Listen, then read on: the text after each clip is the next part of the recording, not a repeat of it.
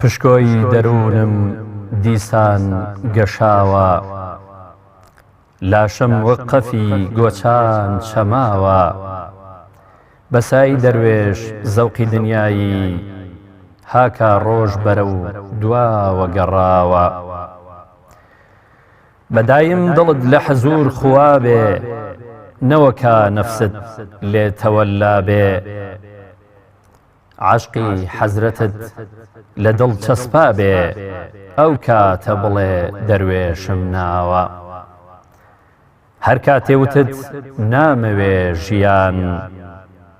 بوو بە ڕەفیقت ناڵە و گریان. دەروونت جسمی کردی بە بوریان، ئەو کاتە بڵێ دەروێشم ناوە. هەستە بەڕاستی ڕوو بکەرە خودا، بپاڕێرەوە بە وێنەی گەدا. بڵێ ئیلاهی عومرم چوو بەبا، خۆ عەبدی خۆتم ڕێم لێ گۆڕاوە. ئیلاهی پەست و پەشێوە حاڵم، بۆچی بۆ زکر و فکری تۆ لاڵم. ڕەحمێ بۆ ناکەی بە کۆی زوخاڵم، لە بەحری گوناح کەشتیم تاو داوە.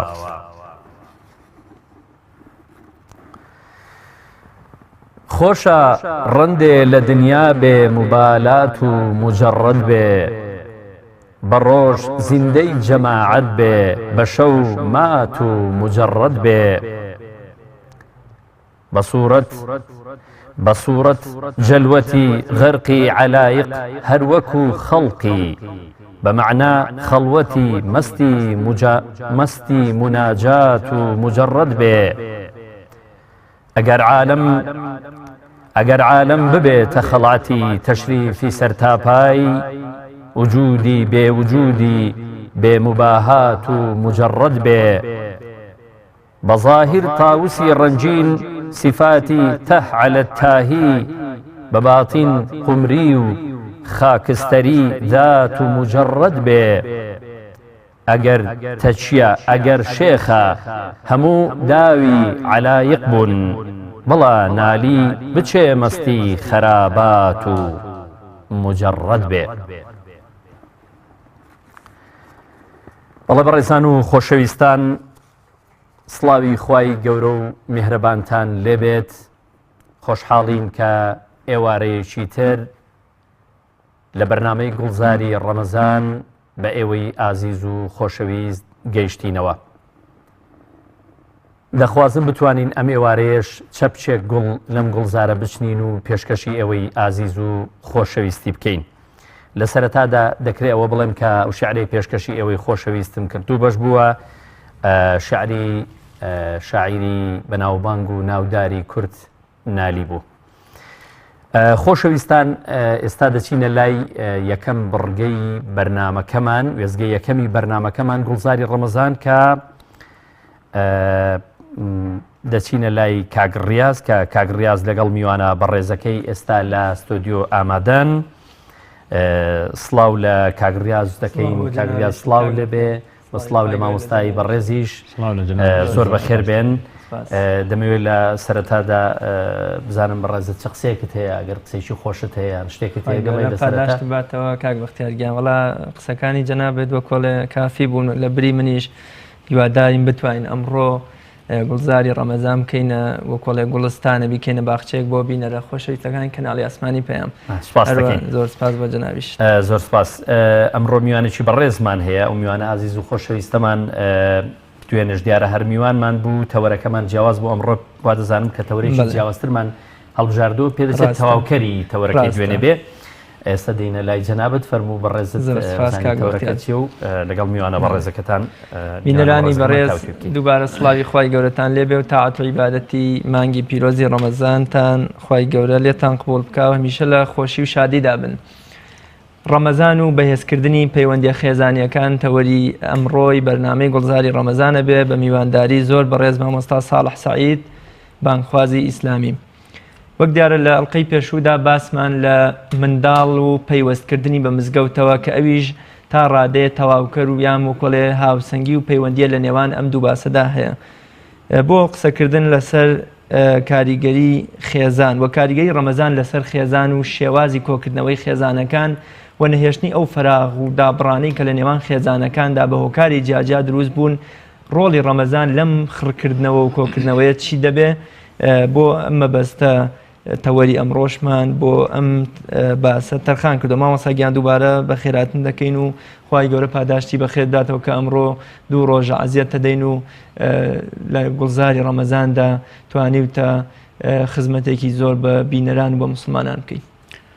زۆر سوپاسی جەنابتانەکەم، دەستخۆشیشتان لێ یەکەم و من سوپاسی جەنابتانەکەم کە منتان بەشدار کردووە لە گوڵزاری ڕەمەزان. ئەمە بەڕاستی ئێمە هەمومان تەمەنای ئەوەکەین لە ئەو تابلۆ جوانی ڕەمەزانە لە شوێنێکە لە گۆشەیەکە وێنەیەکمان هەبێ بۆ ئەوەی کە ببینە یەکێک لەو کەسانەی کە خشتێکە خاتە سەر خشت بۆ ئەوەی کە بینای مەشروعی ڕەمەزانی پێ بکەین. ئەو گومانە شابین. مامۆستاگیان دوێنێ باسمان لە منداڵ پەروەردەکردنی مناڵ هۆکارەکانی بۆ نمونە پەیوەستکردنی مناڵ بە مزگەوت و بنیادنانی مناڵ وەکو کەسایەتێکی سەرکەوت و سەرکوت نەکردنی مناڵ و وەکو ئەڵێ سوکایەتی نەکردن بە هەست و بە توانا و بە حەزە مناڵانەکەی خۆی ئەمڕۆژ وەکو خێزان ئەو کایەیە کە منداڵیدا هەم بە باری باشا گەشەکە ئەوە دەشکرێت ببێتە درڕندەیە بۆ کۆمەڵگەکەی. ئەگەر خێزان ساغ و سەلامەت و تەندروست بێ هەمیشە یەکبوون و تەباو یەکریز و پڕ لە خۆشەویستی بێ ئەو کاتە سەیرەکەی مناڵیش ئەم کاریگەری بەسەرەوە جێمێنجا بۆ ئەوەی لە منداڵەوە بگوازینەوە بۆ خێزان ئەم فەراغە یان بۆ کۆڵی ئەم نێوانە بە پردێک ببەستینەوە ئەم پەیوەندی لە نێوان منداڵ و خێزاندا هەیە و بابەتی دوێنێ ببەستینەوە بە بابەتی ئەمڕۆمان پێم خۆشە یەکەم قسەی جەنابەت لەم بارەیەوە بێ. بە ناوی خۆی بەخشندەی میهرەبان، درود و ڕەحمەتی خوا بۆ سەر گیانی پێغەمبەری ئیسلام و بۆ سەر گیانی یارانی و شوێنکەوتوانی بەگشتی. سڵاو و ڕەحمەت و بەرەکاتی خوا لە ئێوەی بەڕێز بێت و لە بەڕێزەکان لە پشتی کامێرە و هەروەها لە بیسەران و بینەرانی بەڕێزی کەناڵی ئاسمانی پەیام. لە تەواوی مسلمانان داواکەین کە ئینشاءڵڵا خوای گەورە تاعەت و عیبادەتی ئەم مانگەمان لێ قبوڵ بکات و لە ئاستی بەرپرسیارەتی مسلمانێتی و باوکێتی و هاوسەرێتی و دراوسێتی و مسلمانەتی بە شێوەیەکی گشتی لەو ئاسیادامانێ خوای گەورە ئینشاءڵڵا خوا مۆفەقمان کات. ئێمە لە هەروەکو جەنابتان ئاماژەتان پێکرد لە باسی مناڵە دوێنێ جوملەیەکمان باس کرد وتمان مناڵ کاتێک مناڵێکی سەلیم و دروست دەرەچێ کە دایک و باوک پەیوەندێکی هاوسەنگ و تەبا و پڕ لە محەبەت و خۆشەویستیان هەبێت. هەموو ئەو مناڵانەی کە مناڵی سەلار و شکۆمەند و گەورە دەرچوون ئەو مناڵانە لە نێوان دوو دایک و باوکە گەورە بوون کە ئەم دایک و باوکە لەسەر ئەساسێکی محەبەت و خۆشەویستی مامەڵەیان لەگەڵێکا کردووە و هەمیشە هەستیان بە بەرپرسیارەتی کردووە، چ باوکەکە و چ دایکەکەوە چ پیاوەکە یان چ مێردەکە چ ژنەکە هەردووکیان گیانی بەرپرسیارەتی خۆیانە لە ئەستۆی خۆیان گرتووە. بەوەیان کردووە کە توانیویانە خێزانێکی تۆکمە دروستکەن. ئەروەکو جەنابتان ئاماژتان پێکرد هەر کاتێک خێزان تەندروست بوو کۆمەڵگەش تەندروستە، حکوومەتیش تەندروستە، تاکەکانی کۆمەڵگە هەمویان تەندروستن. هەر کاتێک خێزان نەخۆش بوو تەواوی ئەندامانی کۆمەڵگە لە سەرۆکی یەکەمەوە بگرە هەتا ئەگاتە ئەندامەکانی تری ناو کۆمەڵگە هەمویان نەخۆش ئەبن، چونکە ئەروەکو چۆن پێغەمبەر صلی الله عليه وسلم ئەی فەرموو إن في الجسد مضغة إذا صلحت صلح الجسد كله وإذا فسدت فسد الجسد كله ألا وهي القلب. ئەمەیە کە بەڕاستی ئەگەر پێغەمبەر صلی الله عليه وسلم باسی سەلامەتی جەستەی بەدڵەوە بەست بێتەوە و باسی فەسادی جەستەشی هەر بەدڵەوە بەست بێتەوە، بەڕاستی لە هەموو مەفاهیمە قورئانیەکان و ئەوەی کە لە فەرمودی پێغەمبەرە هاتووە صلی الله عليه وسلم کۆمەڵگە ئیسلاحی کۆمەڵگەوە بەستەیە بە خێزانەوە، ئیفسادی کۆمەڵگەش هەروە بەستەیە بە خێزانەوە. چونکە ئەگەر بڕۆینەوە بە فەرمودەکەی پێغەمبەر صلی الله عليه وسلم کە فەرمووی هەموو مناڵێک لەسەر فیترەت لە دایکە بێ، ئەو دایک و باوکەکەیە وای لێ ئەکەن یان ئەیکەن بە یەهودیان ئەیکەن بە ئاگرپەرست یان ئەیکەن بە مەسیحی، ئەمە یاخود لەسەر فیترەتەکە پەروەردەی ئەکەن و گەشە بە ئەو گەشە و توانانە ئەدەن کە لە ئەم کەسەیە دروست کرا و دروست بووە. بەڕاستی لەبەرەوە بەڕاستی ئێمە زۆر گرنگە لەوێ ئیحتیمام بە مەسائلی خێزانێکە بدەین بۆ ئەوەی کە تەواوکار بێ بۆ بابەتەکەی ڕابردوو کە دوێنێ بوو. لێرەیە یەک شت کە لە سەر مەسەلەی مناڵەکە شتێک بەڕاستی ئەبوو دوێنێ عەرزم کردایە. مناڵ هەموو مناڵێک زمان حاڵێکی هەیە بەرامبەر بە گەورەکان. ئێمەش وەختی خۆی لە بیدایەتی نەوەتەکانە بوو و ئەم کۆپلە یا بڵێن پەخشانە شێعرێکمان هەبوو سەبارەت بە خواستی مناڵ، داوای مناڵ لە باوکی. و طبعا داوای مناڵ هەروەکو ئەم بە زمان حاڵ لەگەڵ باوکی قساکە لەگەڵ مامۆستاکەشە هەر ئەو زمانەیە، بەڵام ئەتوانین لە جێ هەموو باوکێک مامۆستاکەدانی و لە جێی هەموو ناوی باوکێک بەرپرسێک مەسئولینی وڵات دابنین، کەناڵەکانی ڕاگەاندن دابنین، چونکە هەمانە هەمویان کاریگەریان بەسەر کەسایەتی مناڵەوە هەیە و مناڵ ئاراستە ئەکەن یا بە باش یا بە خراپ. پەخشانە شێعرەکە وەختی خۆی کە لە ساڵی 92 بوو مەدارسی مزگەوت و قورئان خوێندن و ئەوانە، هەتا وەختی خۆی دامانە دەستی مناڵێک وتیەوە کە ئەفسوس وەکۆڵێ باوکی نەمابوو مناڵەکە کە پەخشانە شێعرەکەی وەدەتر هەمووانی گریان بەڕاستی. پەخشانە شێعرەکەش بە ناوی هۆباوەجیان. جا لێرەوە مەسئولێتی باوک پیشانەدا و هەروەها مەسئولێتی مامۆسایانی مزگەوتیش و خەڵکی تریش پیشانەداوەکو وتم بەرامبەر مناڵ کە ئەڵێ هۆباوەجیان باوەی شیرین بە نازەوە دەدوێنم گوێم لێ بگرە، تخوا باوە یارمەتیم دە، تخوا باوە دەستم بگرە، دەی تخوا باوە پێم بڵێ هۆڕۆڵە جگەرگۆشەکەم، بۆ خوا بژی بۆ خوا بمرە، ڕێگەی چاکە و چاکەکاران لەبەر بگرە، باوە تخوا خونچەیەکی وەرزی بەهاری ئەم ژینەم مەمژاکێنە، بە دووری لە ئەم قورئانە سیسم مەکە و مەمتاسێنە، با بە کانیاوی سازگاری ئەم پەیامە پاراو ببم، لە خەزانی نەفامیدا مەموەرێنە، با بە گەڕاز دەکەی خۆشت دەوێم، خۆشەویستی هەر ئەوە نییە جلو بەرگم بۆ بسەنی یا سفرم بۆ ڕازێنی، نا خۆشەویستیە ئەوەیە کەوا ئەم قورئانە بکەیتە بەرنامەژینم، من بۆ خۆم ئیسماعیلێ بێم تۆش وەک ئیبراهیم ببینم. باوە ئەگەر بەهۆی تۆوە ڕێگەی مزگەوتم لێون بێ، مەبەستم ئەم جوملەیە بەتایبەتی، وەرزی ژیانەکەم شوم بێ، سبەی ڕۆژێ لە قیامەتدا یەخەت دەگرم، تۆڵەی خۆمن لێ وەردەگرم. باوە ئەگەر وام لێ نەکەی لەم ڕۆژەدا بە ئەم قورئانە گۆش کرێم، سبەی ڕۆژێ لە قیامەتدا بە چاوتەوە وا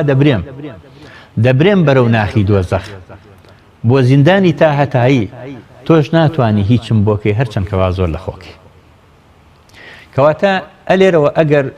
ئێمە هەمومان باوکەکان ئەگەر ئەمانوێ مناڵەکانمان ئیسماعیل ئاسا گوێڕایەڵ بن، ئەبێ خۆمان ئیبراهیم بین. لێرەوە ئەتوانین ئەمە ڕەبت بکەینەوە بە پەیوەندی خێزانیەکەشەوە، هەر پیاوێک ئێوێ خێزانەکەی هاجەرە خاتون بێ، ئەبێ خۆی ئیبراهیم بێ. ئەگەر داوای ئەوە ئەکا هاجەرە بەرێت لە دەشتێکی چۆڵادای بنێ و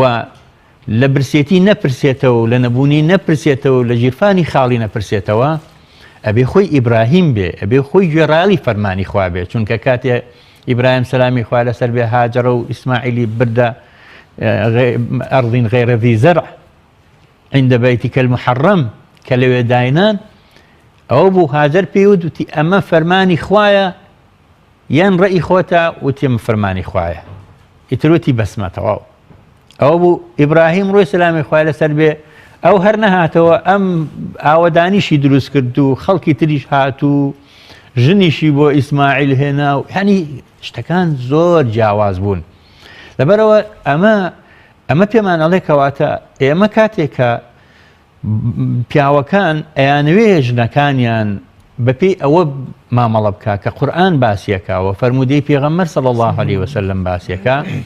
بەڕاستی ئەبێ خۆشیان لە ئاسی ئەو بەرنامەیە بن، ئەبێ خۆشیان لە ئاسی ئەوەیە بن. یعنی بەڕاستی من لە ساڵی 87 بوو باوکم بە ڕەحمەت بێ تازە بڵین ژیانی خێزانیمان دروست دەکرد، پیاوێک ویست سوحبەت لەگەڵ باوکم کالەوەی کە من زۆر گێڕاڵی بۆ خێزانەکەم وەکەم و بەدەمیەوە ئەبم و هێشتا نەشت دانیەوە تا تەنها وە کۆڵی دەستنیشانکردنە کەچی منیش قسەیەکم کرد مەبەستم ئەو قسەی باوکمە بەڕەحمەت بێ کە پیاوێکی نەخوێنەوار بوو وتم باوکە ئەم پیاوە ئەوێت تۆ بجوڵێنێ بەڵام تۆ پێغەمبەرت زۆر خۆشە صلی الله عليه وسلم چونکە هەر ناوی پێغەمبەر بێنن تۆ ئەگریت کارە ئەگریانی بەفحەلی کە ناوی پێغەمبەر هاتایە دەستی کرد بەگریان وتی ڕۆڵە ئەگەر ژنەکەی تۆش وەکو عایشەی کرد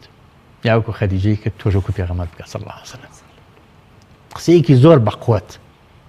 یعنی لە ترۆپکی بەڕاستی هەستکردن بە مەسئولیەتا بوو کەواتە ئەلێرەوە ئەمەیان بۆ خوشکەکانە ئەگەر خوشکەکان بیانەوێ هاوسەرەکانیان وەکو پێغەمبەر مامەڵە بکە صلی الله عليه وسلم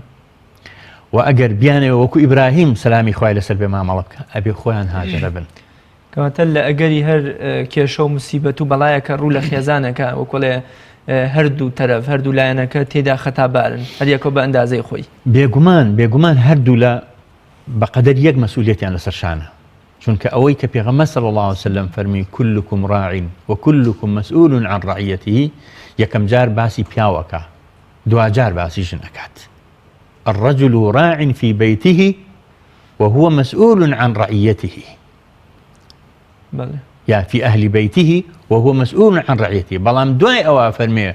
والمرأة راعية في بيت زوجها وهي مسؤولة عن رعايتها کەواتە مەسئولیەتی یەکەم ئەکەوێتە سەر پیاو مەسئولیەتی دوای پیاو ئەنجا ئەکەوێتە سەر ژن پیاوە ئەتوانێت بەڕاستی وەکو ئیسفنجوا بێ ئیمتساسی مشکیلەکانی ماڵ بکات پیاوە ئەتوانێت گەورە بێ کە کاتێک خوای گەورە فەرمێ وللرجال عليهن درجة دکتۆر محەممەد عمارە و زۆرێک لە زانایان و مفەسیرینی ترکە باسی ئەم ئاەتەکەن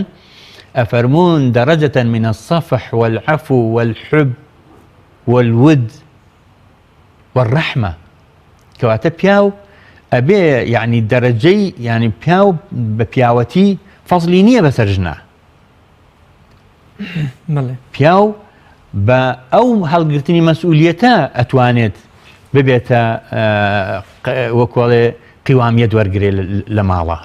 بەو مەسئولیەتە بە هەڵگرتنی ئەو مەسئولیەتەکە کە خوا فەرمێ وللرجال عليهن درجة ئەم دەرەجەیەک یعنی ئەبێ پلەیەک باڵاتر بێ لە خێزانەکەی لە هاوسەرەکەی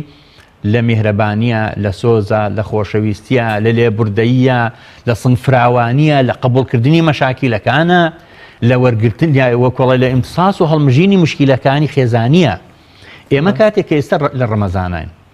پێغەمبەری خوا صلی الله عليه وسلم لە سەرەتای هەموو ڕەمەزانێکە ئەمەی بە تایبەتی ئەوە تەمەن دیارە پێغەمبەر صلی الله عليه وسلم زۆر لە ڕەمەزانە نەمایەوە واقعانەوە بڵێن بەو شێوەی کەین بێ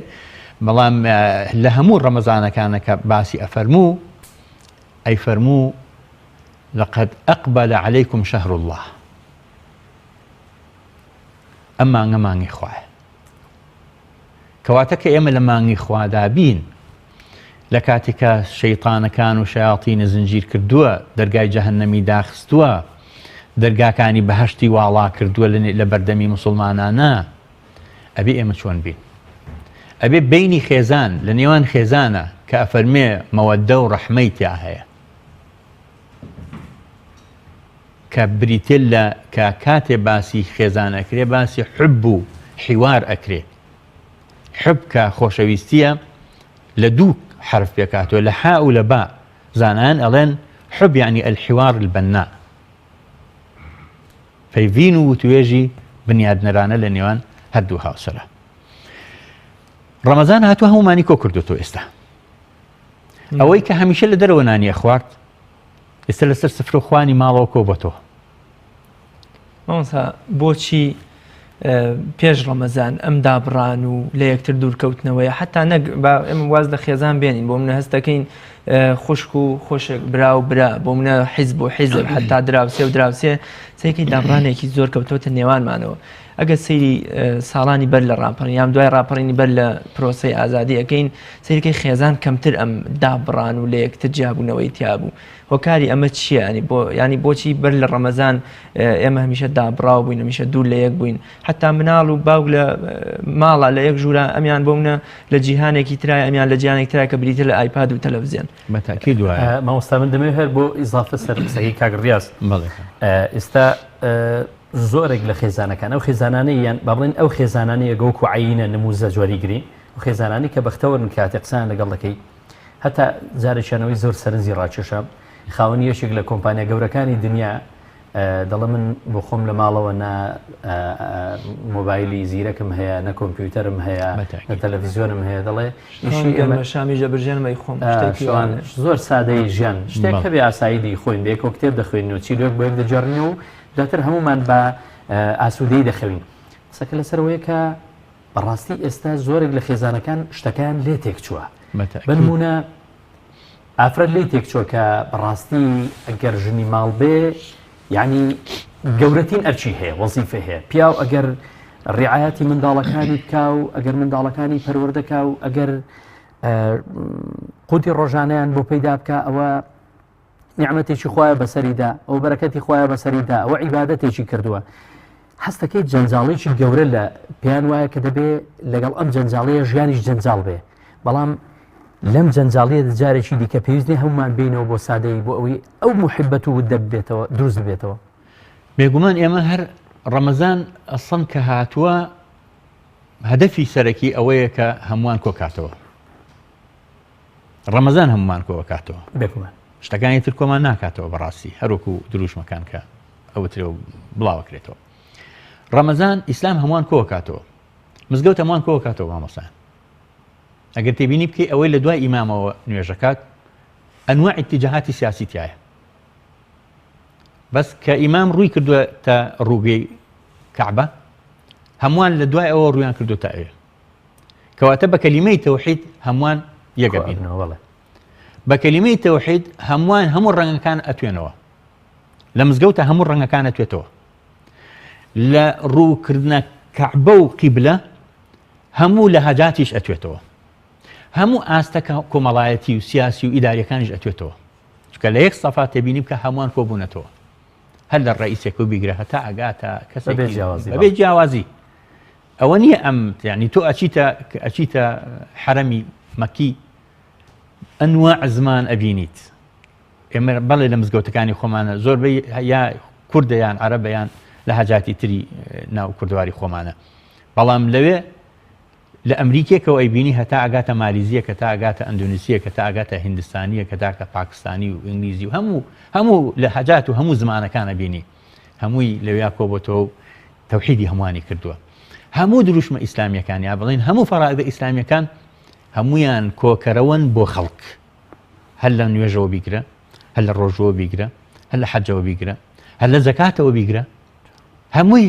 هەموو خەڵک کۆکاتەوە هەمووی بە خەڵگەڵێ یەک خێزانن هەمووتان خێزانێکن ئەگەر چی لە مزگەوتە ئەهلی غێر نوێژ خوێن نایە کۆ نابێتەوە بەڵام لە جەژنەکەیان نوێژ نەخوێنیش کۆ ئەکرێتەوە بەڵام لە قوربانیە خەڵکانی دوور لە دین و ملحیدیش مستەفیدە من لە گۆشتی قوربانی و لە خێر و بەرەکەتی قوربانیەکان کە پێغەمبەر صلی الله علیه وسلم ئەنجامی دا و ئێمەش اقتداءً بەو ئەنجامی ئەدەین لەبەرەوە یعنی یەک نقطە زۆر گرنگە ئێمە دوێنێ ئاماژەمان بە قسەی یەکێک لە مستەشرقەکان کرد کە هەمیشە ئیش لەسەر ئەواکەن تەفکیکی ئوسرە و کۆمەڵگە بکەن و هەموو وەسائلەکانی ڕاگەیاندن یا هەموو وەسائل لە تەکنۆلۆژیا پێشکەوتووەکانی ئەلکترۆنی ئێستا کە هەیە کە ئێمە خراپ بەکاری هێنین بەڕاستی ئەگەر ئەو بە هەر نێتێک بەکاری هێنابێ دروستی کردبێ خۆیمە ئەتوانین بەو شێوەی بەکاری نهێنین ڕاستە ئەتوانین پەیوەندەکانی خۆمانی پێتۆکمە بکەین ئەتوانین لە جیاتی ئەوەی مۆبایل کە ئێستا جەریمەی مۆبایل جەریمەیەکی یعنی بەشیعە لە قانون لە مەحاکیمە بەڕاستی و سزای توندیشی لەسەرە بەتاکید وایە چەندین خێزانی هەڵوەشانوە ئەمە ئەگەر وەکو خۆی بەکاربهێنرێ یەکێکە لە نیعمەتەکانی خوا وإن تعدوا نعمة الله لا تحصوها خۆ ئێستا ئێمە ئەڵێن تەکنۆلۆژیا پێشکەوتو خۆ بەقەدر سەردەمی سولەیمان پێغەمبەر سەلامی خوا لەسەر بە پێشکەوتو نییە وقال الذي عنده علم من الكتاب أنا آتيك به قبل أن يرتد إليك طرفك فلما رآه كاتك بيني وتي هذا من فضل ربي سليمان پێغەمبەر خۆ هێشتا علم نەگەیشتوتە ئەوە کەوا جەستەیەکی مجەسەم لە شوێنێکەوە بۆ شوێنێک بینە یعنی وەکڵێ چاوتر و کاندنێک لێرە و بیگوازێتەوە بۆ بەغا یا بۆ شوێنێکی تر کەواتە هێشتا لە خیاڵێک هیچی تر نییە بۆ ئێستا وانە بێگومان بەڕاستی ینی کەواتە ئەو کاتە زۆر خەڵک پێشکەوتوتر بووە لەسەر دەمی سولەیمان پێغەمبەر سەلامی خۆی لەسەر بێ چونکە ئەو عیلمەی کە پێی وە چی بووە کەس نازانێ واتە ئێستاش کەس نەیزانیوە لەبەرەوە ئەم وەسائلانەی کە ئێستا هاتوتە پێشەوە ئێمە ئەتوانین خزمەتی باشی پێ بکەین کە بەداخەوە بۆ تەمایەی ماڵوێرانی ناو خێزانەکان بۆ تەمایەی ئەوەی کە ژن لەلایەکە و پیاو لەلایەکە و ئەستەن ئەنتەرنێت و مۆبایل بۆتە هۆکاری لە بەریەک هەڵوەشانی خێزان لە یەک ژوورە دانیشتون هەرێکە و سەرقاڵی مۆبایلەکەی خۆیەتی کەس ئاگای لە کەس نییە یعنی ئەگەر ساڵانی ڕابردوو لە نەوەتەکانە کۆمەڵێ درامایان دابەزان زینجیرەی تەلەڤیزیۆنی لە کەناڵەکان هەندێک لە کەناڵی نابەرپرس بەڕاستی کە دایان ئەبەزان ئەو بوو هەندێک ماڵ دزی لێکرا ماری مار و ئەو شتانە دابەزی ینی ئاگای لێ نەبوو لە تاو سپاسی حەڵقەکەیان دەکرد بەتاکید لەبەرەوە لە ڕاستیە ئێمە ئەگەر مۆبایلیش ئەم کارە ساتە بێ زۆرێک لە کەسانی بەتوانە ئوستازی جامعە و پرۆفیسۆرەکان لە ئەمریکا و لە ئەوروپا وازیان لە مۆبایل لێناوە هەر بەڕاستی مخۆم لە سەفەری عەمرە بووین لەگەڵ خێزانمە 2014 ئەوە بوو لە ئوردون دابەزی بووین خەڵکی لێبوو لە مەتار قسەمان لەگەڵاکردن دوو ئافرەت لەولاوە بوون ئێمەش فەرمومان لێکردن هەندێک خواردن خۆن سوپاسیان هەرتن ینی بڵێن بەشداریان کردین دوایی پرسیارم لێکرد تۆ خەڵکی چۆیتی ئیسپانیا تر منیش هەندێک باسمان کرد سەبارەت بە ئیسلام کە ئیسلام چ نیعمەتێکە و چ گەورەیە و ئەوەیە و زۆری پێخۆش بوو وتم ئەکرێ پەیوەندیمان هەبێت ینی وتی هیچم نییە وتم چۆن وتم مۆبایل وتی هاوسەرەکەم هەیەی من پێویستنی هەم بێت یعنی ئەمە شتێکی زۆر جوان بوو بەلامەوە بەڕاستی کە ئافرەتێک لە ئیسپانیا بژی بەڵام مۆبایلی پێ نەبێت بەڵام فەیسبووکی نەبێ لە کاتێکە ئەگەر ئێمە فەیسبووک بۆ شتی جوان بەکاربهێنرێ ئەگەر ئەنتەرنێت بۆ پەیوەندی ڕێک و پێک و یعنی خزمەتکردن بە تاکەکانی کۆمەڵگە بەکاربهێنێت زۆر زۆر باش هەمیشە دایک و باوک لە کۆمەڵگەی ئێمەیە بۆ منداڵ وەکو پەرژینێک وابوون بۆ گوڵێکی گەش و جوان ینی ئەم پەرژینە هەم لە حاشا لە ڕووی جەناب کاک بەختیار بینەران بۆ پاراستنی ئەم ڕووەکە بووە بۆ منە لە دەستی دەرەکی لە ئاژەڵ و لە دز و نازانم لە تەنان ڕەشەبای بەهێز و ئەو شتانش بەڵام دایک و باوکیش لە کۆمەڵگەی ئێمە ماوەیەک وابووە کە هەموو شتێکی خراپی لە مناڵەکەی دوورخستۆتەوە بەڵام ئێستا هەز ناکەی دایک و باوک وە دەستی خۆیان لە ساڵێکا بۆ من 2-3 جۆر لە تەکنۆلۆژیا لە مۆبایل و ئایپاد و نازام یاری دەرەکی و ئەم شتانە بۆ کۆرپەکانیان ئەکڕن ئایا ئەم گرفتە ئەم مەترسیە بۆچی دایک و باوک هەستی پێ ناکەن ینی کە تەنانەت مۆبایل هەر لە ڕووی بۆ منە جەستەیەوە زەرەر و زیانی هەیە بۆ گەورەکان چ جای بگاتە منداڵێک کە لە ڕووی جەستەوە زۆر ناسکتر و هەستیارترە ئێمە پەیوەندی خێزانیەکانمان هەمووی تێکچووە بەسەریەکە ینی هەر باسەکە باسی کڕینی ئایپاد و مۆبایل و ئەم شتانە نییە کە بەڕاستی قوتابی ینی مادام لە قوتابخانەکانە سیستمێکی جوان هەیە کە ناهێڵن هەتا پۆلی 6 ئامادەیش ناڵن قوتابی مۆبایلی پێبێت ینی بەڕاستی جێی دەستخۆشیە زۆرێک لە بەڕێوەبەرەکان زۆر بە خەمن بۆ پەروەردە و بۆ ئەخلاقی نەوەکانی ئێمە و مناڵەکانی ئێمە کاتێک کە ئەو ڕێگەیە نادا منی باوک بۆچی مۆبایلێکی ینی زیرەک بخەمە دەستی کچەکەمەوە یان کوڕەکەمەوە ژیانی پێ لێ تێک بم دووچاری چەندین قەیران و دەرد و نەخۆشی بکەم کە بەس مامۆستا پێدوانی ئەو کۆنتترۆڵە ئێستا لە دەستی دایک و باوک دەرچووە من منداڵم هەیە و لە ئامادەیە لە زانکۆیە تۆش هەتا ئەویش هەیەی منداڵەکەی من دەبینێ ڕەفیق و هاوڕەکانی هەمویان پێیانە ئەمیش ئەگەر تۆ ئەم دایک و باوکە ئەگەر ببینێ منداڵی ڕەفیقەکانی کوڕەکەی یان کچەکەی هەمویان پێێتی ئەگەر ئەو بۆ ئەوی نەکڕێ هەستەکە کەسایەتی دەڕوشێ هەستەکە خۆی بەلاواز دێتە بەرچاو هەستەکە هیچ نێ پێی دەڵێن تۆ زۆر دواکەوتووی تۆ زۆر ڕێز و حرمەتم هەیە قسەیەکی شایع هەیە دەڵێت تۆ لادەیی یان هیچ نازانی زۆر دواکەوتووی کە فەیسبووکت نییە کە سوزانم چی بچیت نییە ئەمە نابێتە هاندەر بەوەی کە دایک و باوکان کۆنتترۆلیان لە دەست دەرچێ یعنی نەتوانن بەڕاستی مرۆڤ پێی خۆشە هەموو شتێکی جاریوە بەسەر بێ بەڵام نبینێ بە هیچ شوێن منداڵەکەی لە بەرچاوی ڕەفیقەکانیان خەڵک بشکێت ڕاستە زۆر ڕاستە بەڵام ئێمە ئەبێ بەڕاستی ینی بە زمانێکی تر قسە لەگەڵ مناڵەکانی خۆمان و لەگەڵ گەنجەکانمان ناکەین بە شێوەیەکی گشتی ئەبێتیان بگەێنن کە سەرکەوتن ئەوە نییە ینی هەروو ئەگەر سەیری مەفاهیمی قورئانی بکەین فائز چییە؟ فائز ئەو کەسەیە کە خوا لە خۆی ڕازیکە وەکە بەپێی بەرنامەی خوا مامەڵە بکات لە ژیانیا چ کەس بێت چ کوڕ بێ خێزانێکی سەرکەوتووە کە لە چوارچێوەی شریعەتی خوا مامەڵەکە لەگەڵ یەکتریا لە ڕوانگەی کەسە پسپۆڕەکانی لە بواری پەرەپێدانی مرۆیی و لە بواری کۆمەڵناسی دەروونناسی ینی پێناسیان بۆ سەرکەوتنی کەس و کەسەکان ئەوە نییە کە مۆبایلێکی زیرەکی پێبێ یاخود وەکۆڵە جلوبەرگێکی زۆر کەشخەی لە بەرابێ خۆی ئیمامی شافعی ڕەحمەتی خوای لێبێ فەرموو ئەو جلوبەرگەی کە من لە بەرمایە درهەمێک ناهێنێت پولێکی زۆر بچووک ناهێنێت بەڵام ئەو کەسایەتی لە ناو ئەو جلوبەرگایە هەموو دنیا ئەهێنێت ئەمە بۆ ئێمە گرنگە کەسایەتی تەنها لە جلوبەرگ یان لە بوونی مۆبایلێکە نییە هەروەکو چۆن سەقافەت و ڕۆشنبیری لەوەیان نییە کە ئینسان وەکۆڵێ کۆمەڵی ناو لە خۆی بنێ بەڕاستی سەقافەت و ڕۆشنبیری ئەوەیە کە ئینسان سلوکی لە ئاستی سەقافەت و ڕۆشنبیریەکە ئابێ ئێمە ئێستا لادەکانمان ئێستش کۆمەڵێ معانی جوانی تیا هەیە هەروەکو عەلی عیزەت بیگۆفیچ قسەیەکی جوانەکە ئەڵێ ئەهل الریف هم الأصل خەڵکی لادێ ئەوان ئەسڵن چونکە ئەوان لە طەبیعەت و لە سروشتەوە نزیکن وأهل الحضر هم الآلة ئەهلی حەضەر ئەهلی شارەکان بوونە ئالە و ئامێر وبالفعل ئێستا ئێمە وامان لێ هاتووە وەکو ڕۆبۆتێکمان لێ هاتووەکە بە ئامێرێکی تر ئەجوڵێنرین لە کاتێکا کە ئەبێ ئێمە هەستە ئینسانیەکەمان ینی سیرکەمە مەسان ئێمە ئێستا سیرکە کۆمەڵگەی مرۆڤاتی لەو پەڕی لە پێشکەوتنایە بەڵام لە هەمان کاتە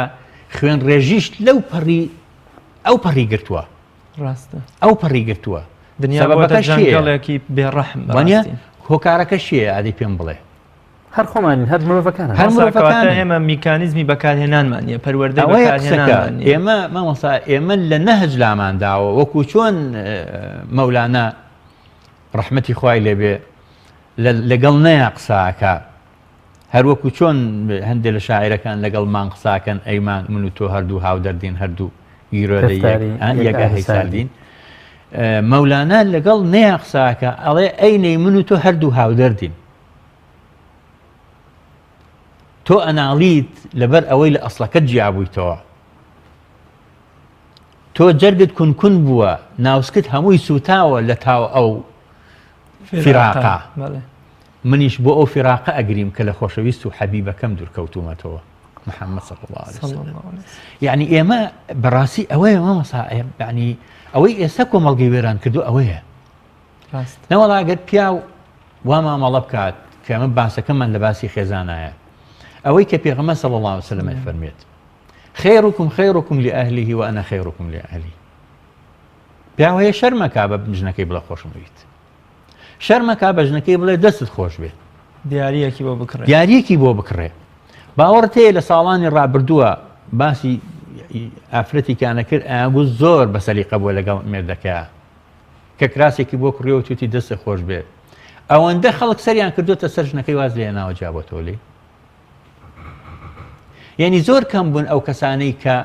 بەو بنمونەیەکی جوانە و مامەڵیان لەگەڵ ژنەکانیان کردوێ بەو شێوەیە کە یعنی نەبێتە عیبە لە ناو خەڵکە بە ژنەکەی بڵێ دەستی خۆش بێ لە کاتێکا پێغەمبەر صلی الله عليه وسلم چی نەکردووە بۆ خێزان دەکرێت بڵێن ئێمە بۆ خۆمان ناژین بۆ خەڵک بە تاکید وایە ئەمە قسەکەیە یعنی ئێستا گەورەترین گرفتی خێزانی لە خێزانەکانە ئەوەیە کە پیاو وەکو ڕۆبۆتی لە هاتوو خەڵکی ترەی جوڵێنێ برادەری جوڵێنێ هەر لە سەرەتای هاوسەرگیریەوە پێڵن تۆ ژنانی نەبی وریابە ئیتر لێرەوە ئەمە هەر بە حەساسیت ئەگرێت تەنانەت لێرامەلملانەیەک لە بینی خۆی و ژنەکە دروست بە تاکید وایە ئەمە ئەنجا تەبەن ژنەکەش دووچاری یعنی قەیرانە بێ لەوەیە چونکە چاوەڕی سوارچاکێکە بێتە ژیانیەوە و هەموو خەمەکانی هەڵگرێ و لە جیاتی دایک و باوک مامەڵی لەگەڵ بکاو کە سێرەکەی بە پێچوانەوە بە شێوەیەکتر مامەڵی لەگەڵەکە ئەمەی دووچاری قەیرانێکە بێ دووچاری ئینسحابێکە بێت دووچاری پاشەکشەیەکە بێ لە مامەڵی خێزانیە لەبەرەوە یعنی کێشە گەورەکانی کۆمەڵگەی ئێمە ئەوەیە کە خەڵکی تر ئێمە ئەجوڵێنێ خەڵکی تر ژن ئەجوڵێنێ خەڵکی تر پیاو ئەجوڵێنێ ینی من باسی نمونەی ئافرەتێکم کرد لە ئێرانە کە برادێک ڕۆشت بوو بۆ ماڵێک لە ئێران پیاوەکە تەمەنی 65 ساڵ زیاتر بوو ئەیگوتن تاڵتاڵ سەر و ڕیش ینی مو لە سەر ڕیشی سپی بوو ناوی حەمە سەعید بوو ئەوت پێمەوت باشە کە حەمە سەعید و تۆ خەفت جای گوت من چۆن خەفە دەخۆم بۆ ئامینایە لێ خەفەت بخۆم کاکە حەمە بەڕاستی سەعید بوو ینی بەختەوەر بەتاکید ئەتر طبعا وتی چەند ڕۆژێک لە ماڵیان بووم بەجددی یەکەم جارۆم زانی تەمسیلەکرێ لە ماڵەکانە بەڵام بە فعلی وا بوو کاتێک کە حەمە سەعید هاتەوە ماڵەوە ئەو یەکێک لەو ئێوارانە کە دانیشت بووین دەمە عەسر بوو لە دەرگادرا خێزانەکەی وتی ئەوە حەمە سەعید جانە هاتەوە هەر هەستا تۆزێ عەتری لە خۆی یا و ڕۆیشت دەرگاکەی کردەوە یاخوا بەخێر بێتەوە نووری ماڵەکەم چرای ماڵەکەم دێ بەخوا بەس ئەموشەیە سیح دەکات بەس ئەموشەیە موعجیزە دەخڵقێنێ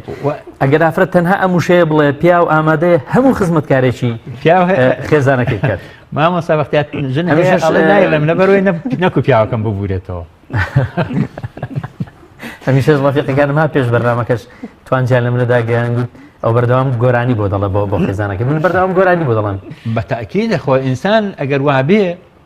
ئەو سەرکەوتووە ئەخر پێغەمبەر صلی الله علیه وسلم لە فرمودەیەکە فەرمووی ئەلا ئەدلکم علی ئەهل الجنة پێتان بڵێم چی ئەهلی باشتە وتیان چی پێغەمبەری خوا صلی الله علیه وسلم فەرمووی النبي في الجنة الشهيد في الجنة الصديق في الجنة والمرأة الولود الودود في الجنة جاء دكتور عمر عبد الكافي أما شتێکی زۆر جوان يعني باسیەکە وەسیەتێکەکە بۆ ئەوە ینی کە قسەیان بۆکە ئەڵێ لەم باوکەوە بۆ ئەم ڕۆڵانی خۆتە توخوا هیچ شەوێک شەو مەکەنەوە بە نیگەرانی لەگەڵ هاوسەرەکەتانە نەژنەکە نە پیاوەکە چونکە پێغەمبەر صلی الله علیه وسلم فەرمووی هەر پیاوێک دڵی ژنەکەی نیگەران کرد و هەر ژنێک دڵی پیاوەکەی نیگەران کرد بەهۆی هەر کامیانەوە بووە ژنەکە بەیانی هەستا چوو تەوقەی لەگەڵ مێردەکەیە کرد و باوەشی پیا کرد و پێی وت بەخوا من ئیدارە ناکەم ساتە وەختێک لە تۆ دوورکەومەوە ئەڵێ پێغەمبەر صلی الله علیه وسلم سێ جار فەرمووی فهي في الجنة فهي في الجنة فهي في الجنة ئەو لە بەهەشتایە سێ جار فەرمووی ئەو ئافرەتە لە بەهەشتایە ئەمە ئەگەر بۆ ژنەکە وای بوو بۆ پیاوەکەش وایە الأقربون أولى بالمعروف پیاو لەم دەرەوە قسەی خۆشە ڕووی خۆشە تەلەفۆنێکمان بۆ دێ بەڵێ خوشکی بەڕێز سەر چاوم یاخوا بێوەی زۆر سوپاس دەکەم مەمنونم لە خزمەتتان بەڵام کاتێکیش کە خێزانەکەمان تەلەفۆن ئەڵێ چی هەیانی ئەڵێ بەر بەبەر دەکێشین بەڕاستی مامۆستا ئەمە ینی ئەم ئیزدیواجێتە لە شەخسیەتمان لە ناوە زۆر خەلەدا ئێمە بەجەستە لە خێزانمان نزیکین لە مناڵی خۆمان نزیک بەڵام لە ئەم دابڕانە ڕۆحیە ئەم دووریە ڕۆحیە لە چێوە بۆ من سەرچاوی گرتووە ینی ئەبینی بۆ منە تۆ ئافرەتێ لە هەولێرە و تەلەفۆن بۆ دەکا بەم شێوە قسە خۆش و بۆ منە هەواڵ پرسی و خواحافیز هەتا چەند جارێک خواحافیزی بەڵام ئەم خواحافیزی لە ژنەکەشی ناکات دایە خاتەوە بەڵام ئەم لە ژوورێکایە تەنانەت لە پاڵیەکە ئەخەون بۆ منە لە پاڵ مناڵەکانی گوێی لە ئاه و ناڵە و خۆشی و پێکەنینیانەیە بەڵام سەیرەکەی هێستەکەی ئەگەر چی بەجەستر لە پەناییەکان بەڵام لە ڕۆحەوە زۆر دوورن ئەم دابڕان و دووری ڕۆحیە لە چیەوە سەرچاوی گرتووە هۆکاری چێ و چارەسەرەکەشی بە چی ئەکرێ ئەم دابڕانە لە ڕۆح چونکە ڕۆح زۆر ناسکە طبیعەتی درندەی لە ناو ئینسانەکانە گەشە ئەکا زیاتر تا طبیعەتە ڕوحانیەکە چونکە ئینسان وا پێناسە ئەکرێ کە جەستە و ڕوحە ڕوحێک کە خوای گەورە فەرمێ لە ڕوحی خۆم کردومە بە بەری ئادەمە معنای وایە ئەوەی کە ینی لە ناو جەستەی ئینسانایە کە ڕوحە ڕوح هەموو معانیەکی جوانی لە خۆ گرتووە بەڵام درندەکان هەمیشە بە نینۆک شانازیەکەن بە دەنوکە تیژەکەیان شانازیەکەن بە چرنووکەکەیان شانازیەکەن بە هێرش و هێرش بردنەکانیان شانازیەکەن کاتێک کە ئینسان لە ڕوح دوورکەوتەوە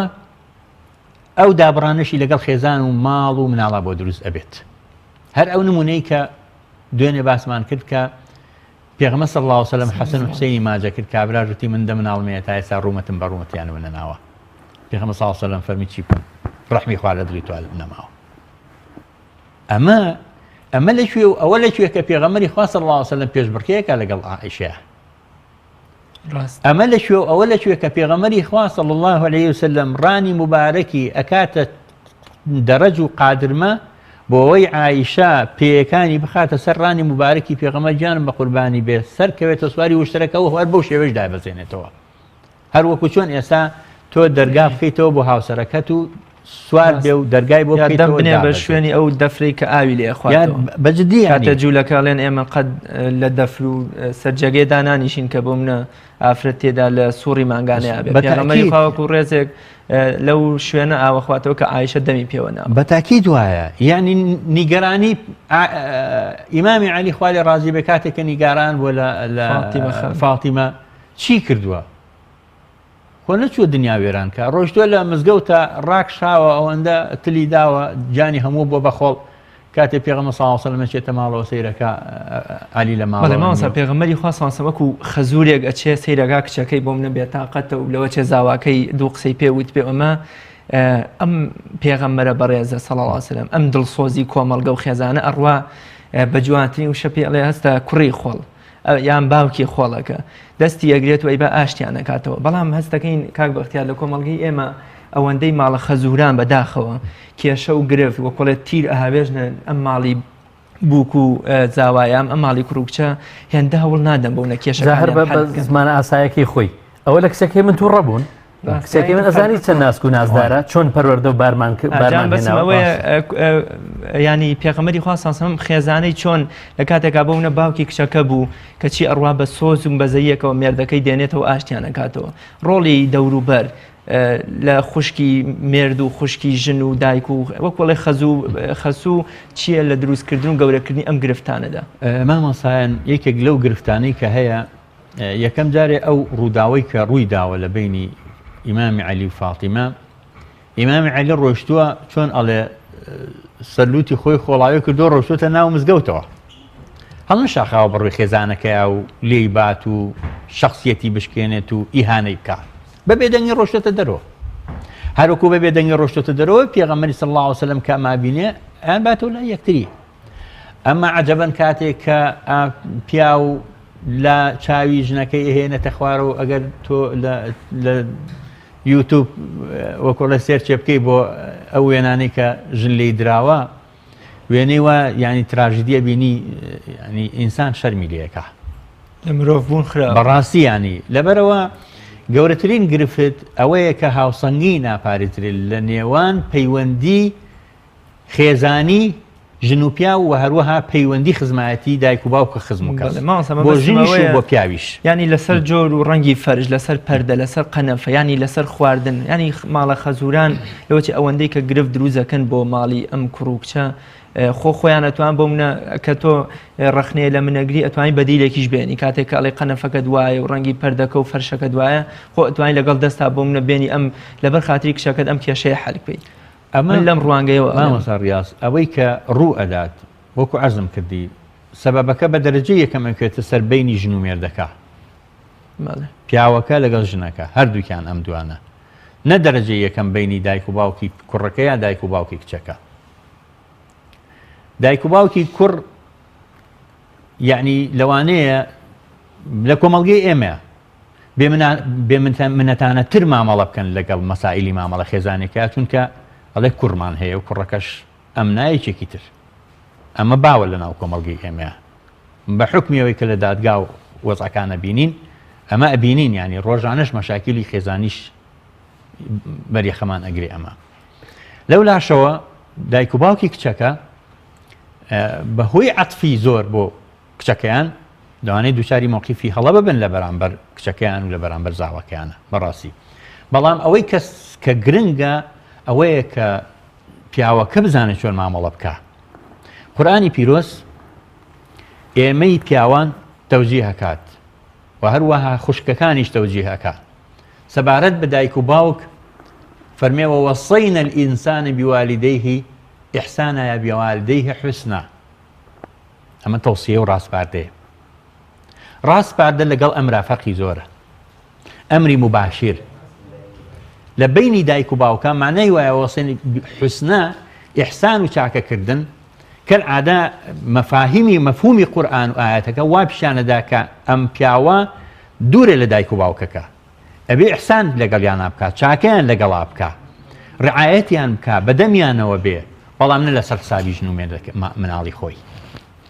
چونکە خوای گەورە ڕاستە و خۆ بە پیاوە فەرمێ وعاشروهن بالمعروف یعنی هەر وەکو تەوجیهمان ئەکا باش بین لەگەڵ دایک و باوکمانە تەوجیهمان ئەکا باش بین لەگەڵ هاوسەرەکانمانە هاوسەنگی ڕاگرتن لە ئەمەیە زۆر گرنگە مامۆستا ڕاست ئەبێ پیاویش و ژنیش هەمیشە هاوسەنگی ڕاگرن لە پەیوەندیەکانیانە لەگەڵ دایک و باوک و کەس و کاریانە نابێ لەسەر حسابی پەیوەندیان لەگەڵ هاوسەرەکان نابێ کچ نابێ پەیوەندی لەگەڵ دایک و باوکیا بێ لەسەر ئەساس و لەسەر حسابی ئاسوودەیی خێزانی بینی خۆی مێردەکەی نابێ پیاویش پەیوەندی لەگەڵ دایک و باوک و کەس و کاریە لەسەر حسابی مناڵەکانی بێت پێغەمبەر صلی الله علیه وسلم فەرمووی تۆ سێ درهەمت هەیە درهمێکیان تتصدق به على مسكين درهمێکیان في سبيل الله صرف خەرجەکەی درهمێکیان لقمەیەکی پێ ئەکری و ئەیخێتە وەکو فەرمووی فيه زوجتك امرأتك فەرمووی أعظمها أجرا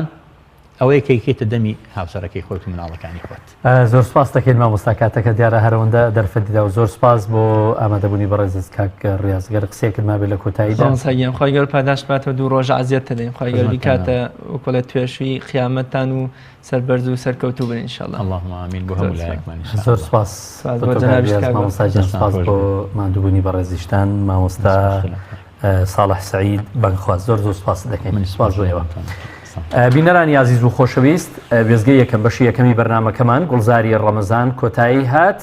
وچانێک دەدەین ناوبڕێکمان هەیە دواتر لە بەشی دووەم بە ئێوەی عزیز و خۆشەویست دەگەینەوە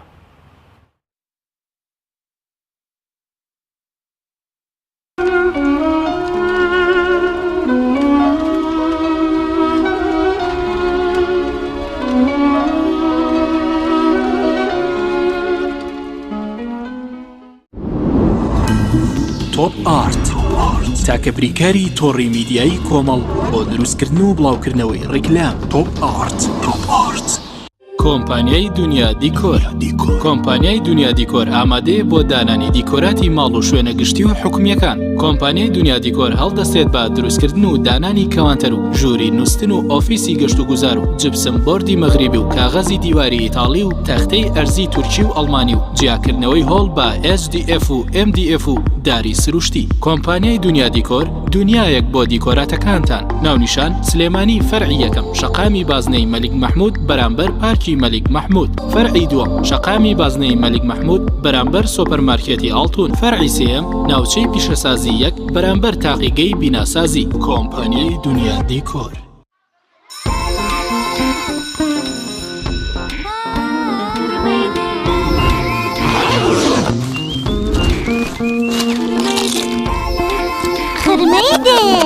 خردن بێت و خرمەی بێت خەیارە نا خرمەی دێ گێدەرە گێدەر خرمەی دێ نارگیریە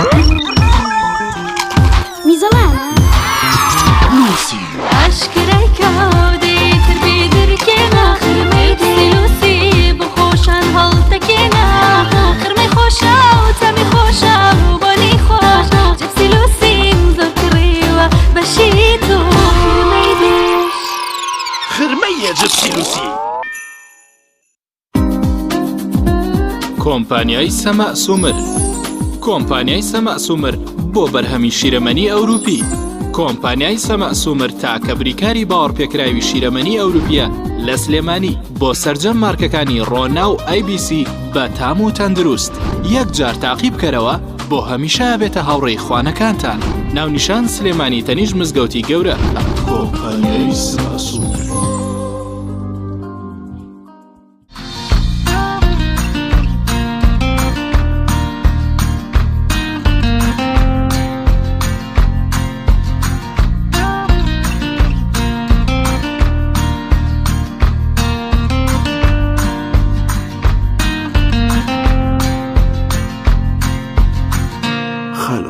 تامێکی جیاواز بنۆشە لامینەت و تەختەی ئەرزی تورکی AGT باشترین تەختەی ئەرزی تورکیا با بارزترین کوالیتی دروستکراوە پێکاتوە لە چەند مواسەفاتێکی بەرز ئەستوورەکەی 8 ملم و 10 ملم حاشیەکەی لە ڕەنگی خۆیەتی ناونیشان سلێمانی شقامی بازنەی مەلیک محمود بەرامبەر بەنزیخانەی بینایی پەیوەندی بکەن بەم ژمارانەوە 0 955 76 50 0 955 76 60 کۆمپانیای بەیزا لە پێنە و بەرەنگەربوونەوەی قەیرانی دارایی بەیزا بە هەمان شێوەی ساڵانی پێشوو بەردەوام دەبێت لە فرۆشتنی کاڵەکانی باقیستی 8 دەمان تاقمی ژووری میوانی مۆدێرن و کلاسیک بە باشترین کوالیتی ژووری نووسنی دوونەفەری سێتی نان خواردن ژووری نووسنی گەنجان هەموو پێداویستەکانی مۆبیلیاتی ئۆفیس و هەروەها دروستکردنی کەوانتەر بە نوێترین دیزاینی تورکی و جیهانی دانانی پارکێت و دروستکردنی جەرگا و پەنجەرەی PVC بەیزا مامی هاوڵاتیان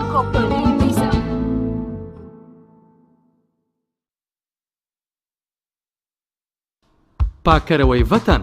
پاکەرەوەی ڤەتەن بۆ پاکردنەوەی قاپ کەفێکی زۆر و بۆنێکی خۆش خاوێنکردنەوەیکی تەندروست تایبەتمەندی پاکەرەوەی ڤەتەن یەک دانە لە ڤەتەن بەرامبەر 3 دانێ لە پاکەرەوەکانی تر پاکەرەوەی ڤەتەن بۆ پاکردنەوەی مافور و فەرش و مۆکێت دوای خاوێنکردنەوەی بە گەسکی کارەبایی ڤەتەن گشت لە کەوپیسی چەوریەک لا ئەدات و نوێ ئەکاتەوە بۆ ئەم بەهارە با جلوبەرگەکەت بە پاکەرەوەی ڤەتەن نەرم و بۆن خۆش بکرێت تا جیاواز بیت خانمی بەڕێز بۆ ڕیمەجاری هەراسانی کردویت لە جیران پاکەرەوەی ڤەتەن بە دڵنیایی بەکاربێنە قەنەفە و مێز و کورسی و گشت پێداویستەکانی ناوماڵ بە پاکەرەوەی ڤەتەن پاچیام کەرەوە بۆ یەکەم جار لە کوردستان و عێراق فاسی ڤەتەن بە بۆنی خۆش گەیشت بۆ ئەوەی جلوبەرگەکانت بێ لەکە و هەمیشە پاک بێت فاسی ڤەتەن بەکاربهێنە پاکەرەوەی ڤەتەن بۆ خاوێنکردنەوە و لادانی چەوری سەرتەباغەکانتان کە هەمیشە جوان و تەندروست دەبێت پاکەرەوەی ڤەتەن بۆ خاوێنکردنەوە و لادانی کلسی کتری و چادان و مەخسەل و بانیۆ کە خەونی زۆری ئافرەتان بوو ئامەشمان چارەسەر کرد بە مارکەی ڤەتەن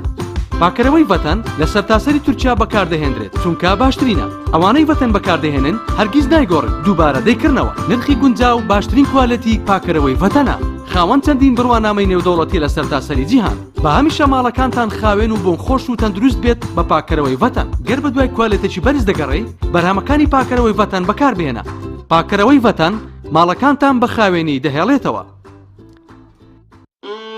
سیرکەن ئۆ بەدڵی نەبوو ئەم خاتوونە ویستی خواردنێکی خۆش دروست بکات بەڵام هاوسەرەکەی دیسان ڕازی نەبوو هەوڵیە زیاتر فێر بێ و شتی تر تاقی بکاتەوە بەڵام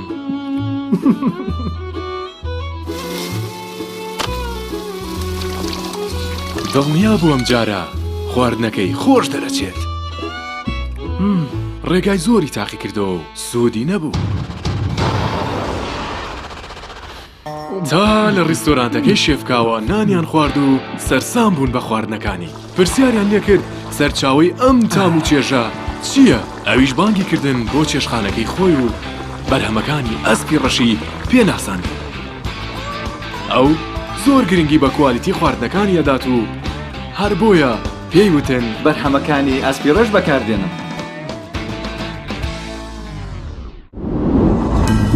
تۆپ ئارت تاکە بریکاری تۆڕی میدیایی کۆمەڵ بۆ دروستکردن و بڵاوکردنەوەی ڕیکلام تۆپ ئارت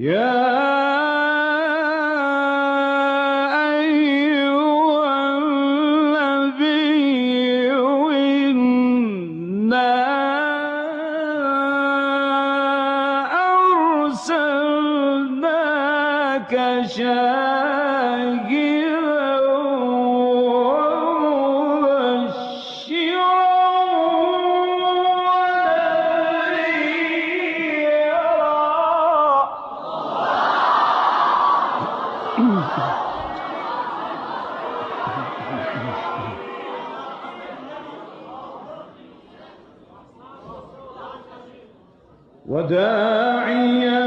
إلى الله بإذنه وسراجا منيرا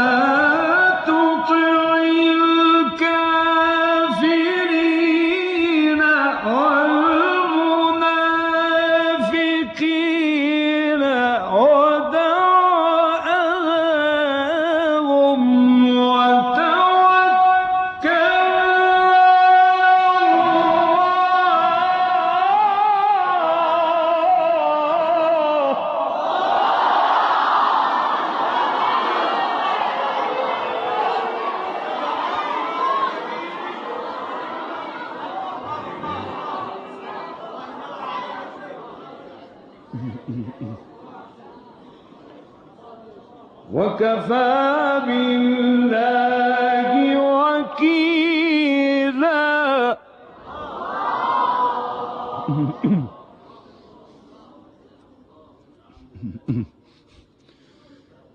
ولا تطع الكافرين والمنافقين ودع عنهم وتوكل على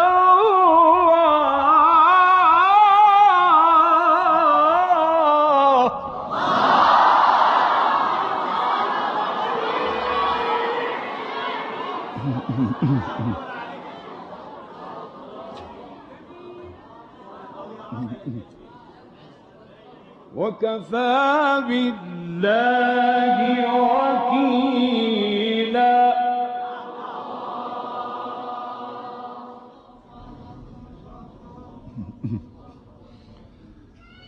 ولا تطع الكافرين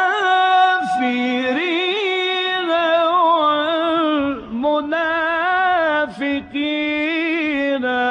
ودع أذاهم وتوكل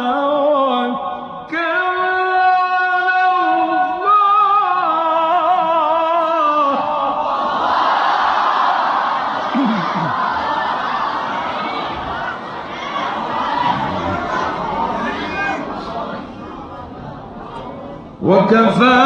بالله وكيلا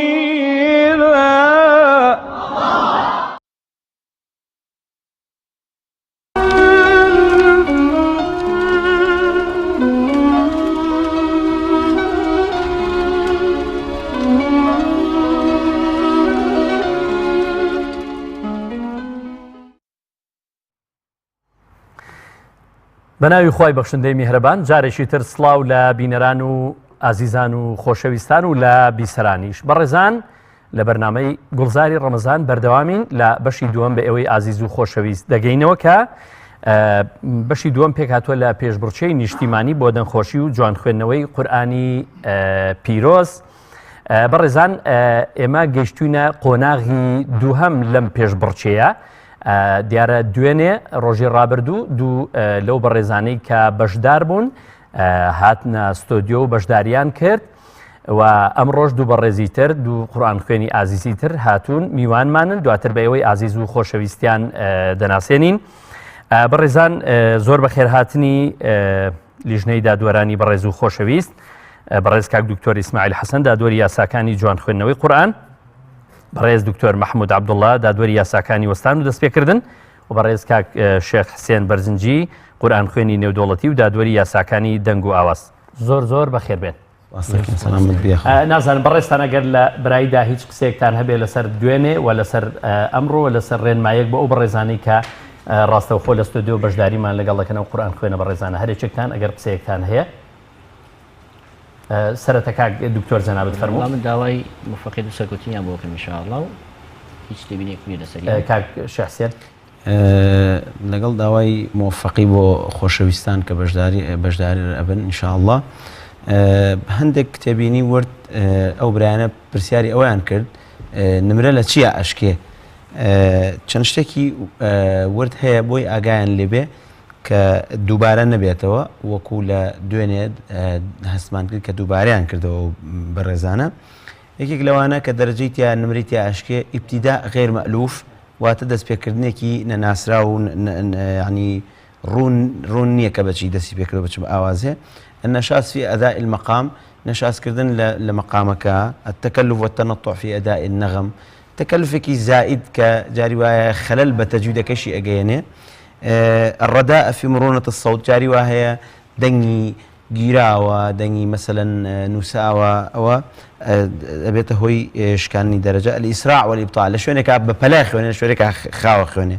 العوارض الطبيعية كالبحة والسلعة ما نبي همي أجاي لي بك كاتك أداءك كوقرآن خويني أجاي ليان به خوي جورهم ولاك موفق إن شاء الله. كاك دكتور برزت. والله بسم الله الرحمن الرحيم دەستخۆشیم هەیە لە جنابیشت و لەم برا بەڕێزانێتیش کە تێبینەکانەوە من هیچی تایبەتیم نییە هەروانەی کە پێشتر باس کراوە هیوادارم موفق بن و خوای گەورە موفقیان کا بۆ بتوان ئەدایەکی باش بکەن لە کاتی قورئان. خوای گەورە سەرکەوتوتان کات. بەڕێزان یەکێک لەو قورئان خوێنە بەڕێز و ئازیز و خۆشەویستانە بانگ دەکەین ئێستا بۆ ئەوەی کە چەند ئاەتێک لە قورئانی پیرۆزمان پێشکەش بکات دوای ناوبڕێک دێنەوە لای ئێوەی ئازیز و خۆشەویست. وقال الملك ائتوني به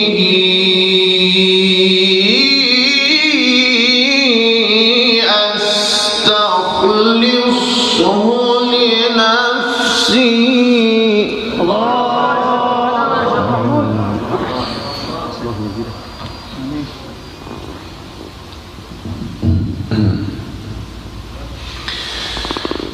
وقال الملك ائتوني به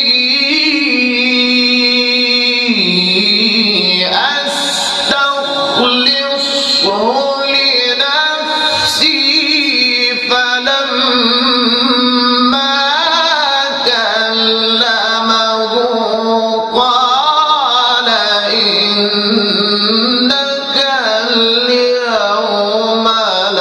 لدينا مكين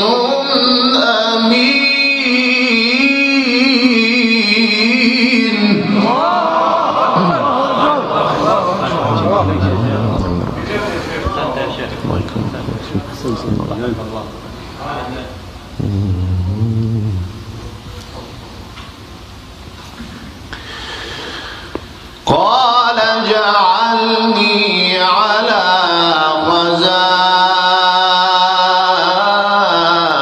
خزائن الأرض. قال اجعلني على خزائن الأرض إني حفيظ عليم.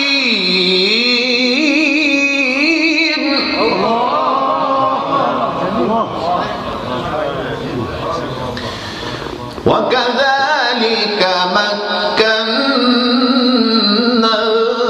ليوسف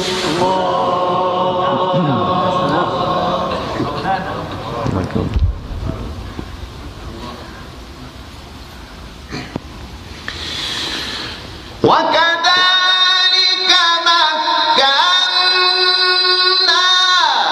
ليوسف في الأرض يتبوأ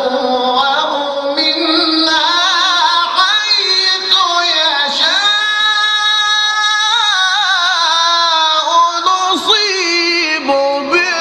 برحمتنا من نشاء ولا نضيع أجر المحسنين.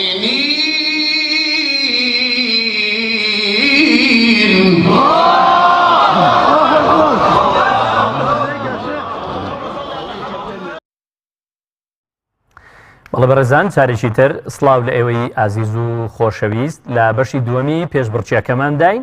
دوو میوانی ئازیز و خۆشەویست دوو بەشداروی بەڕێز ئێستا لە ستۆدیۆ لەگەڵمانن یەکێک لەو بەڕێزانی کە ئێستا لە ستۆدیۆ ئامادەیە و لە شاری هەولێری خۆشەویستەوە هاتووە کاک یونس ئیبراهیم محەممەدە. کاک یونس زۆر بەخێر بێ خۆشحاڵین کە بەڕێستان ئەمڕۆ لەگەڵماندان. منش پێ خۆشحاڵ بم دەستخۆشی بەرنامەکەتان لە دەکەم بەڕاستی و پشتپرچێ ئەو وجودەی من لێرە خەڵاتە چی گەورەیە دەستخۆشتان کێشاوە لە شاری هەولێرەوە شاری هەولێر چۆن بۆ ئەمڕۆ گەرما و ئەوانە بە زمانی بە ڕۆژەوەکو دەڵێن بە گەرماش بۆ خۆی ئەرکە لێەوە بێ خواگەر لە خوای بێ ئاساندا دەیخوای گەورە مۆفەقێ. کاک یونس تۆ نازانم یانێ پێشتر بەشداریت کردو لە هیچ پێشبڕچەیەکدا لە بەرامبەردا دۆران دانیشتووی ئاوە هەڵسەنگاندرت بۆ بکەن یان ئەم ئەو یاسانی کە پێوەستە بە جوان خوێندنەوەی قورئان بە نەغەمات وەکو دەڵێن مەقامات تۆ شارەزایت هەیە لەوانە؟ بەڵێ 2 ساڵ بەر لە ئێستا جارێک بەشداریم کرد بەس وەکو بڵێ مەحەلی بوو گچکە بوو ئەها پێشبڕچێکی نەناسراونەوە ئێستا هەست دەکەم بۆی کوردستان هەرچا پاسای کوردستان بگرا عەرەبیش میشینە تەماشاکەن زۆر باشە لێ دەکەم کاگەنس تۆ پێ دوایە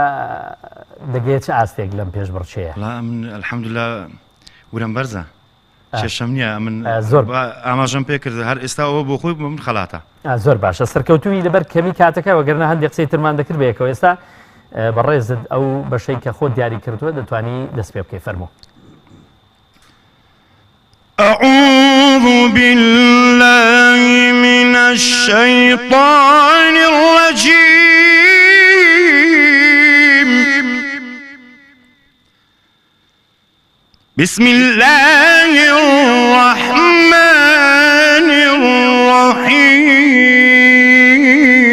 الرحيم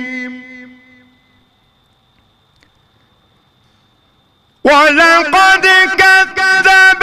أصحاب الحجر المرسلين وآتيناهم آياتنا فكانوا عنها معرضين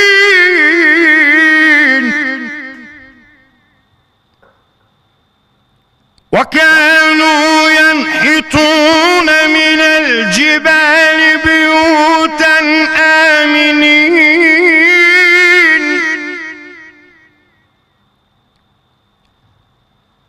فأخذتهم الصيحة مصبحين فما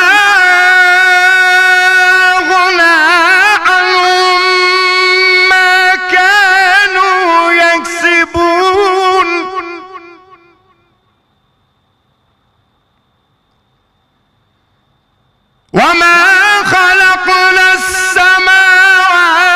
والأرض وما بينهما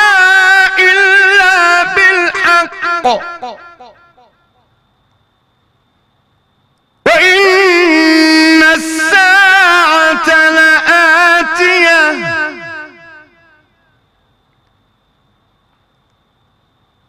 فاصفح الصفح الجميل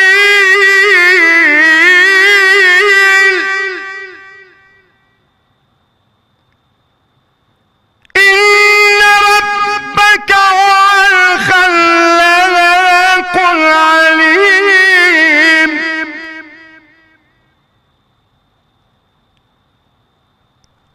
ولقد آتيناك 7 من المثاني والقرآن العظيم لا تمدن عينيك إلى ما متعنا به أزواجا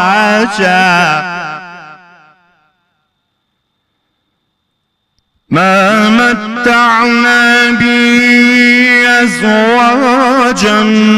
منهم ولا تحزن عليهم واخفض جناحك للمؤمنين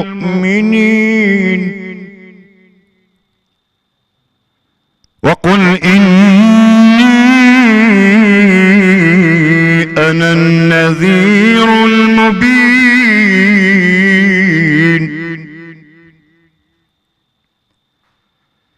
كما أنزلنا على المقتسمين الذين جعلوا القرآن يضين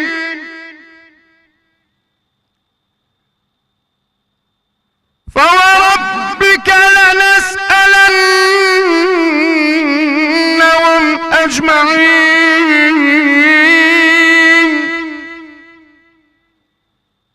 عما كانوا يعملون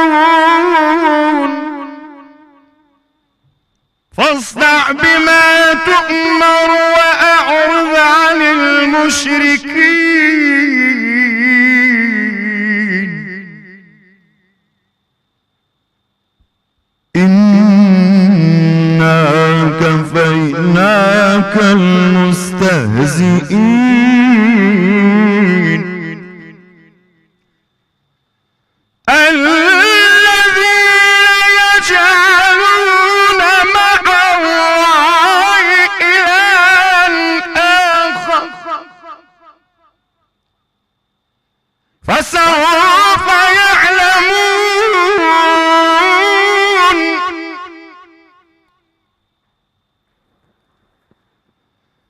ولقد نعلم أنك يضيق صدرك بما يقولون فسبح بحمد ربك وكن من الساجدين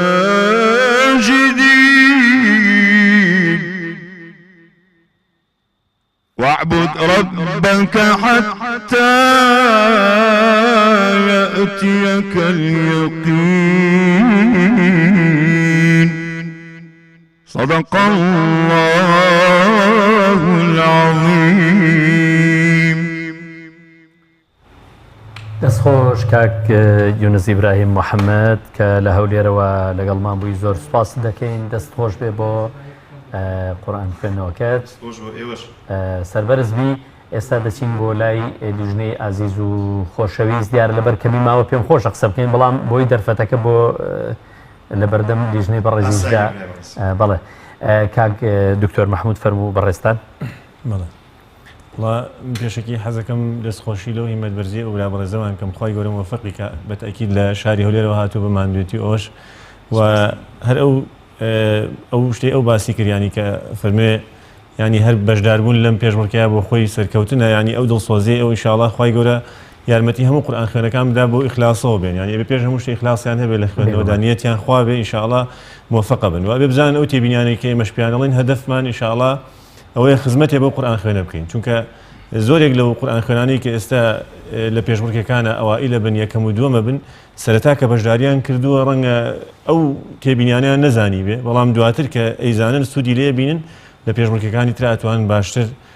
ئەدا بکەن و سەرکەوتوترە بن. من دیارە ئەو ئاەتانی کە جەنابەت خوێندەوە زۆربەی وەقفەکانی گونجاو بوو دەستپێکردنەکانی هەمووی گونجاو بوون تەنها یەک حاڵەت لە ئاەتی 88دا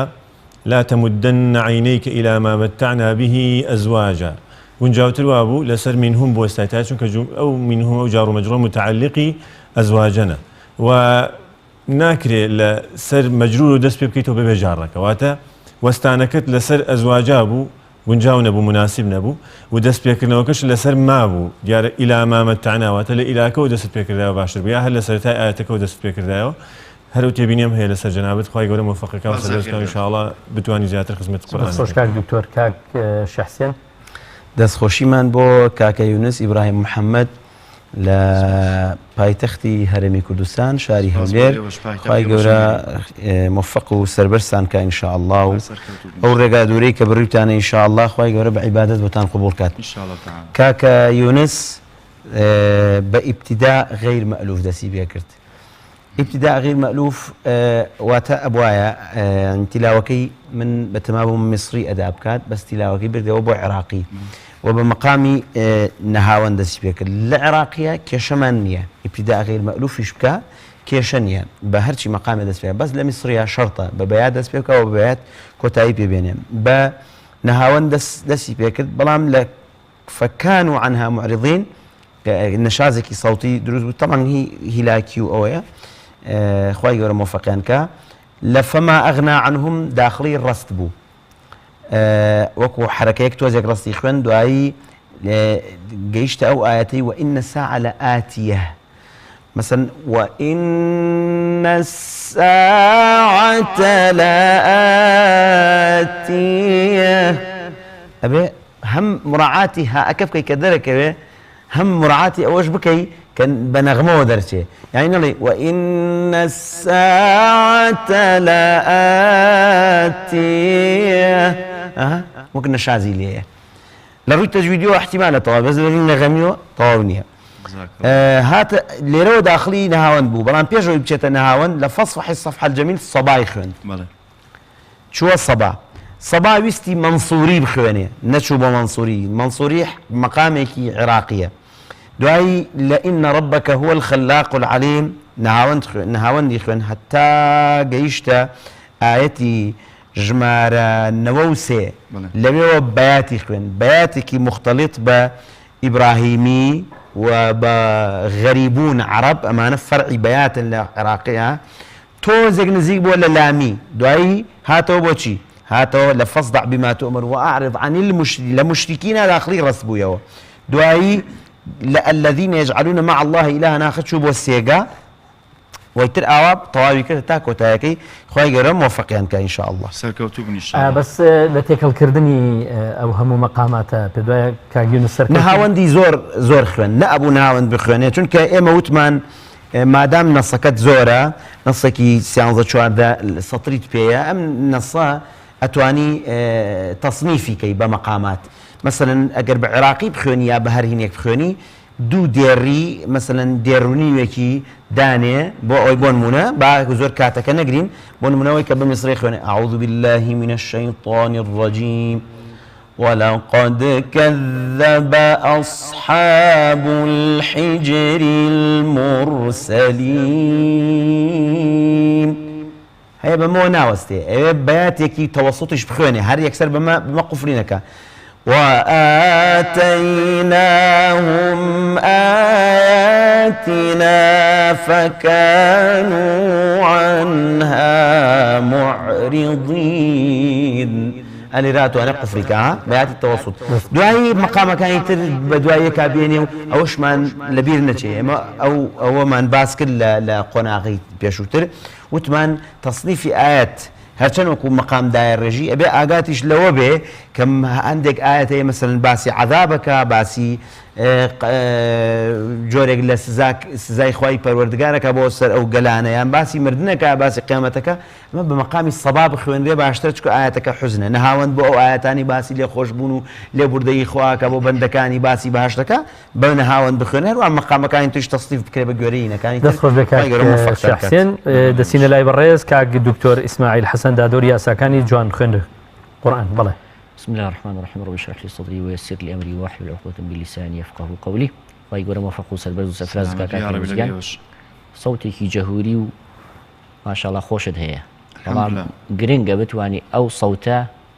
بەکاربهێنی وەکو کەرەستەیەک وایە کۆمەڵێک کەرەستەی باشە لە بەردەسا بێت ئەگەر وەستایەکی باش بی توانی بینایەک و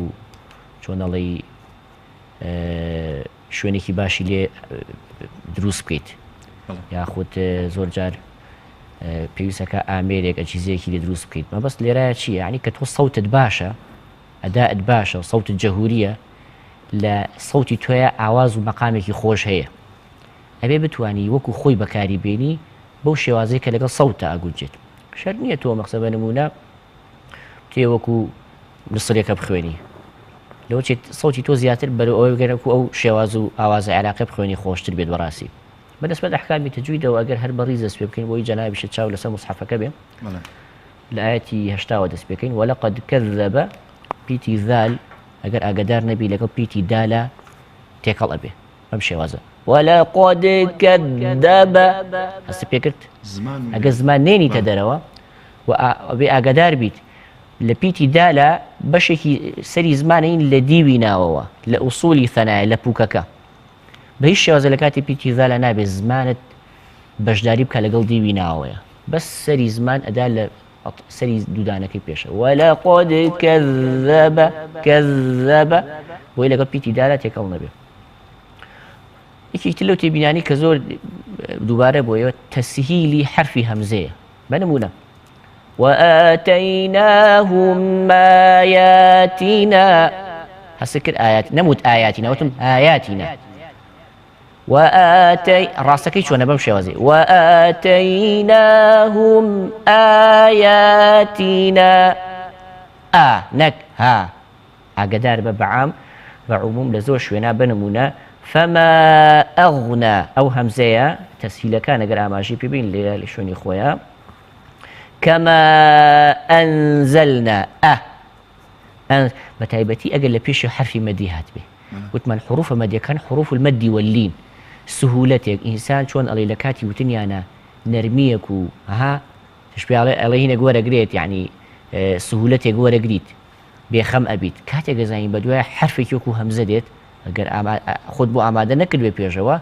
أو يجوكو أو لين وسهولة لهمزة كشادرك أو كاتي صفة الشدة كي لدس أداد بنمونا تسهيلي تيارو أداد لكن شوينكي تريشا بنمونا اللي رايا شرني هم ياماجا بيبدين فكانوا عنها معرضين بيتي عين ساكنة تحريك تكربلو كسرة بردت معرضين أقداري عينك بنالي معرضين ساكين يكي لشوني خويا أي وستيني وكانوا ينحتون من الجبال بيوتا باءك مضمومة مكسور نية فأخذتهم تفخيم خاءك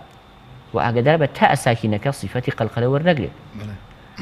لهندي شوينا بلبليك رؤدا فما أغنى عنهم لعنهما بلدكت يعني كبلدكت حقي خوي ورناقري ياخذ فوربك لنسألنهم أجمعين هلا ما كلو مقطعنا أو بلكنا زوج رواكات حرف كان ياخذ حركات كان حقي خوان ورناقرن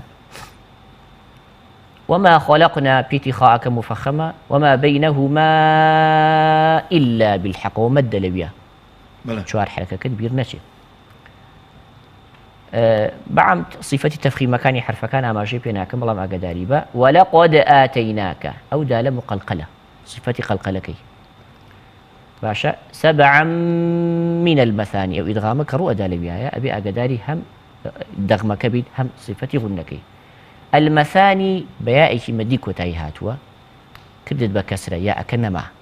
ممشي وازع ولقد آتيناك 7 من المثاني والقرآن العظيم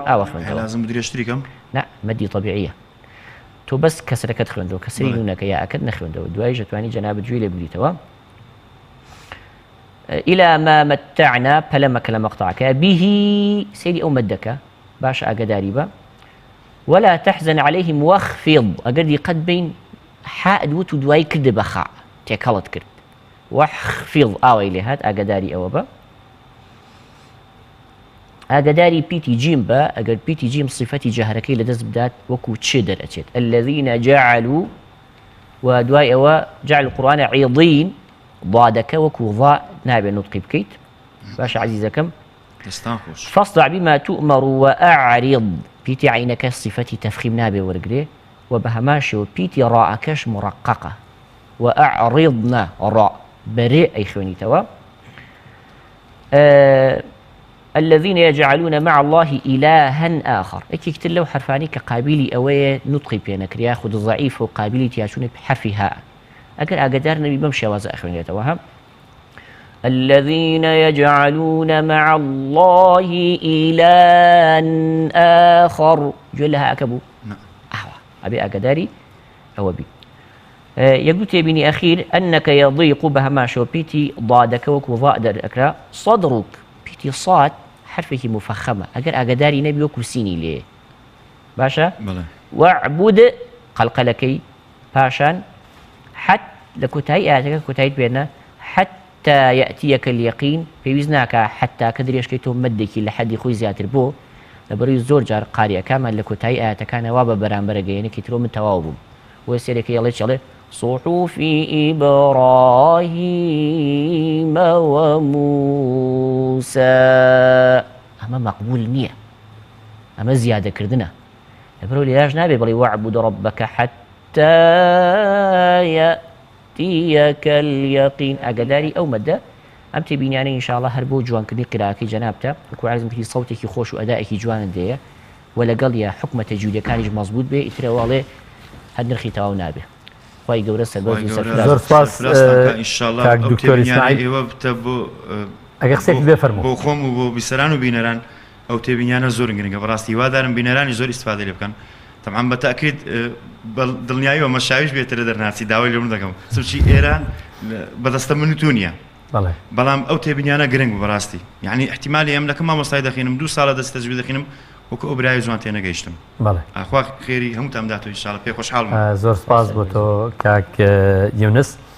سپاس بۆی وەش دادوەرانی بەڕێز بەڵێ بەڕێزان ئێستا ناوەڕێک وەردەگرین و دواتر بەردەوام دەبین. شهر رمضان الذي أنزل فيه القرآن هدى للناس وبينات من الهدى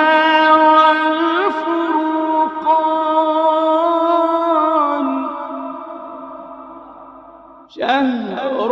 رمضان الذي أنزل فيه القرآن هدى للناس وبينات من الهدى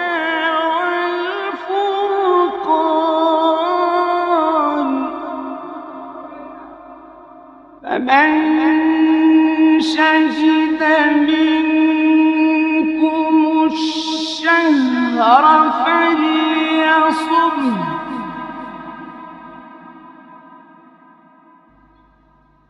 فمن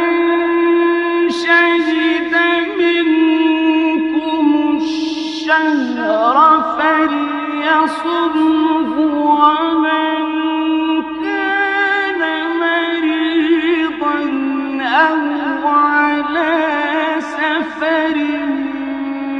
فعدة من أيام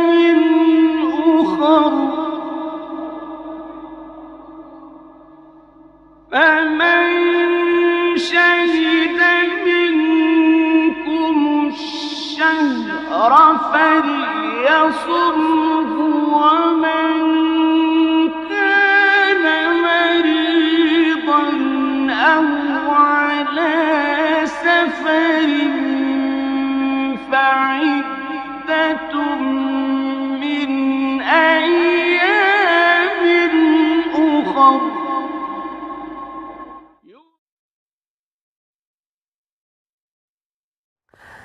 بەڵێ بەڕێزان جارێکی تر سڵاوتان لێبێت میوانی دووهەممان لەگەڵماندایە کاک ڕێبوار حەمە ئەمین لە شاری هەڵەبجەی خۆشەویستەوە لە پارێزگای هەڵەبجەوە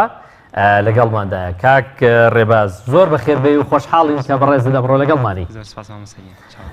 کاک ڕێباز تۆش حتمما مەشەقەت و کێشاوە هاتووی سوپاس دەکەین کە ئامادە بووین لێرە ئەگەر قسەیەکت هەیە لە سەرەتادا دەتوانی سەبارەت بە پێشبڕچێکە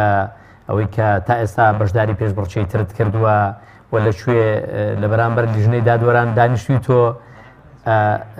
زۆر باشە. جەنابەت یاساکانی مەقامات و ئەو یاسا تەجویدیانەی قورئانی پیرۆزت خوێندووە پێشتر؟ دکتۆر کۆچەری خۆشەویست خوێندووە و زانستی تەجویدیش لای مامۆستای خۆشەویستم مامۆستا عومەر ئەمین لەگەڵ مامۆستا زانا لێرەوە دەستیانمان چەکەم زۆر سپاسیان ئەەکەم. زۆر بۆ ئێوەش سپاس بۆم بەرنامە جوانە. زۆر باشە. تۆ دەرەجەی چەند بۆ خۆت دادەنی پێ وایە دەگەی کوێ؟ ئەوە زۆر گرنگە. مرۆڤ دەڵێ شتێک هەیە لە ڕووی دەرونیەوە دەڵێ بۆ کەسایەتی خۆت لای خەڵک مەگەڕێ لە ناو ناخی خۆت. تۆ لە ناو ناخی خۆتەوە ئێستا بڕیار بدە بەبێ ئەوەی لیژنەی لێ هەر کەسێکی لێ خەڵک سێفتەکە بەس پێ دوایە چەند چپلەیەک دێنی؟ لەی سەربەرزبی سەرکەوتوبی ئێستا پێمان خۆشە جۆمان لە بەڕێزت بێ منوەرمان کەی بە چەند ئاەتێک لە قورئانی پیرۆز.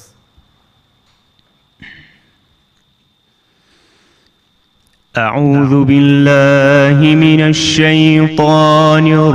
الرجيم.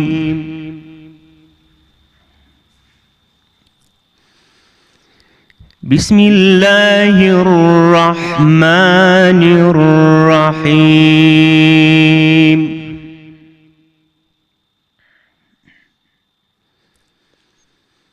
وقل رب أعوذ بك من همزات الشياطين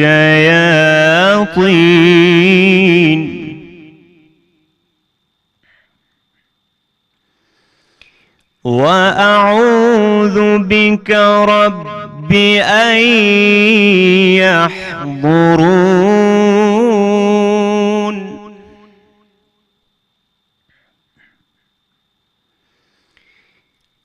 حتى إذا جاء أحدهم الموت قال رب ارجعون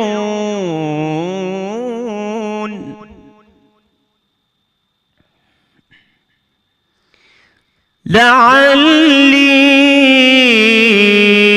أعمل صالحا فيما تركت كلا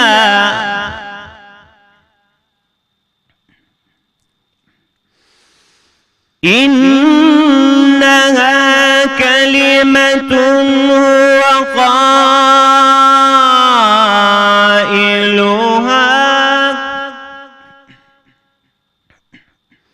ومن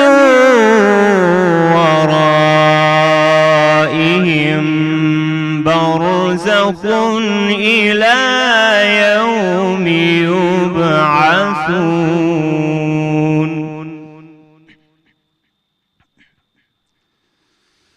فإذا نفخ في الصور فلا أنساب بينهم يومئذ ولا يتساءلون.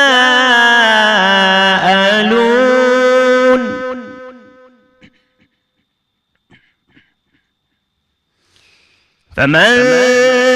ثقلت موازينه فأولئك هم المفلحون.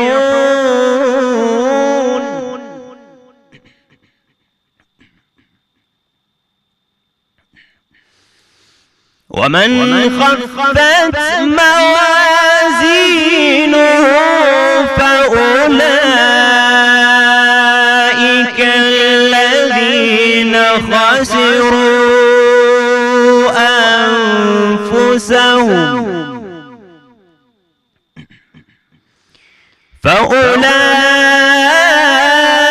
فأولئك الذين خسروا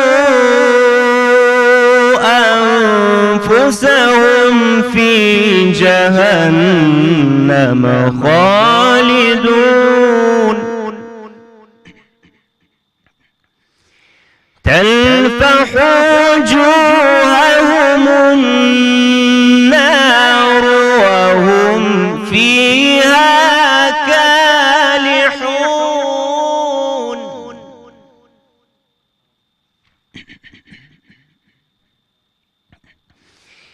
ألم تكن آياتي تتلى عليكم فكنتم بها تكذبون.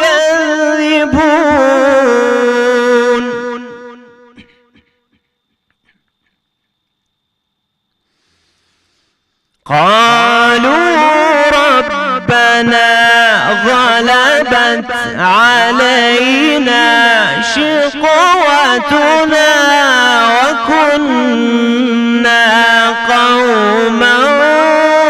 ضالين.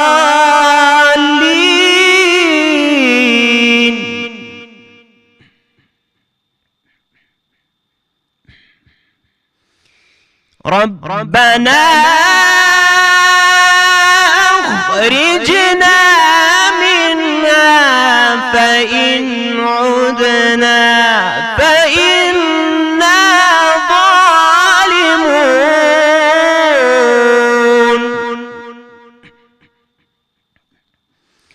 قال اخسئوا فيها ولا تكلمون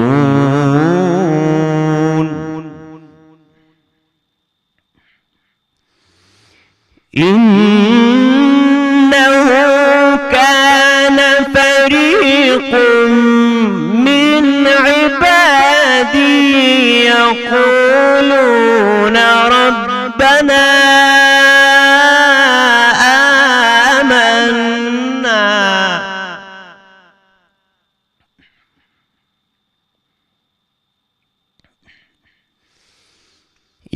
يقولون ربنا آمنا فاغفر لنا وارحمنا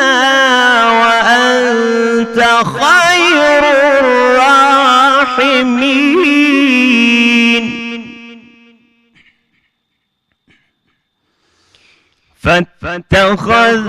فاتخذتموهم سخريا حتى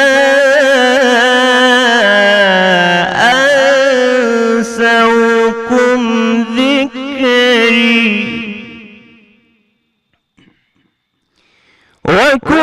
وكنتم منهم تضحكون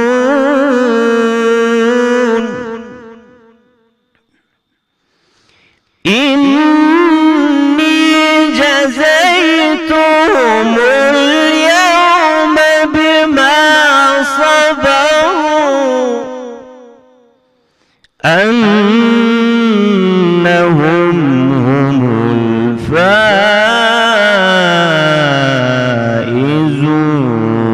الفائزون صدق الله العظيم صدق الله العظيم کاک ڕێباز دەستەکانت خۆش بێ سەرکەوتوبی لەبەرکەمی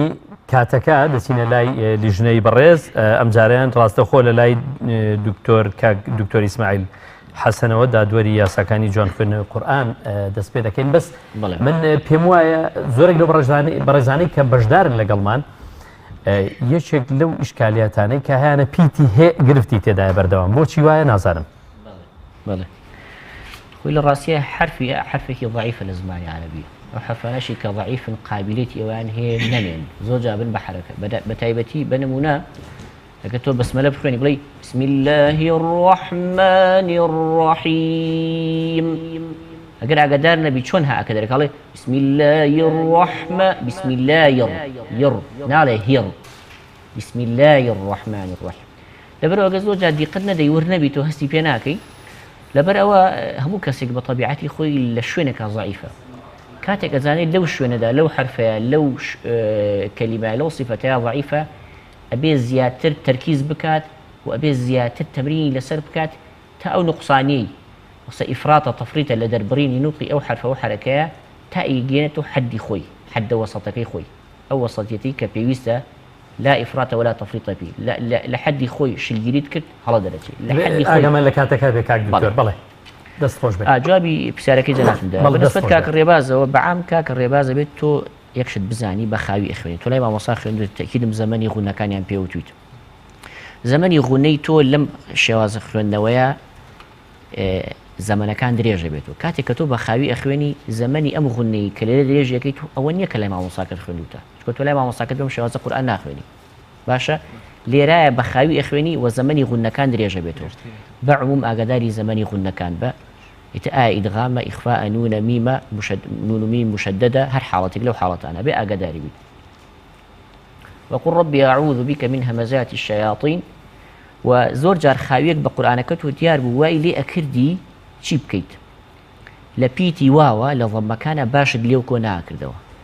باشە وەزائیدەن لە حرفی هائیشە زۆر جار هاکە جوان نەبوو خالیص نەبوو وی ئەشەیاطین دوونەکە لە کۆتاییە ئاگداری بە ربي أن يحضرون إدغام كتكر بلام غندنا أو إدغام بغنية إنها كلمة هو قائلها أقدار صفة تفخيم كيبا بتايبتي لألفك قا ياخد من وراء أقدار أو تفخيمان با وكو عرضم كردي لوا وكان أبي أقدار بيت لو كوكيتوا يكتي لو حالتانا بي زور أقداري بيت رم بي هندي شوني يومئذ ولا يتساءلون غنك وزمنك فمن ثقلت موازينه فأولئك هم أقدار با هو مو دو ضم بدويك أقر أقدار نبيت ضم كان جوان درناك فأولئك الذين خسروا أنفسهم زمن غنك في جهنم نونك تيرنبو غنكي تلفح وجوههم بوابة دسبيكي و واوي مضمومة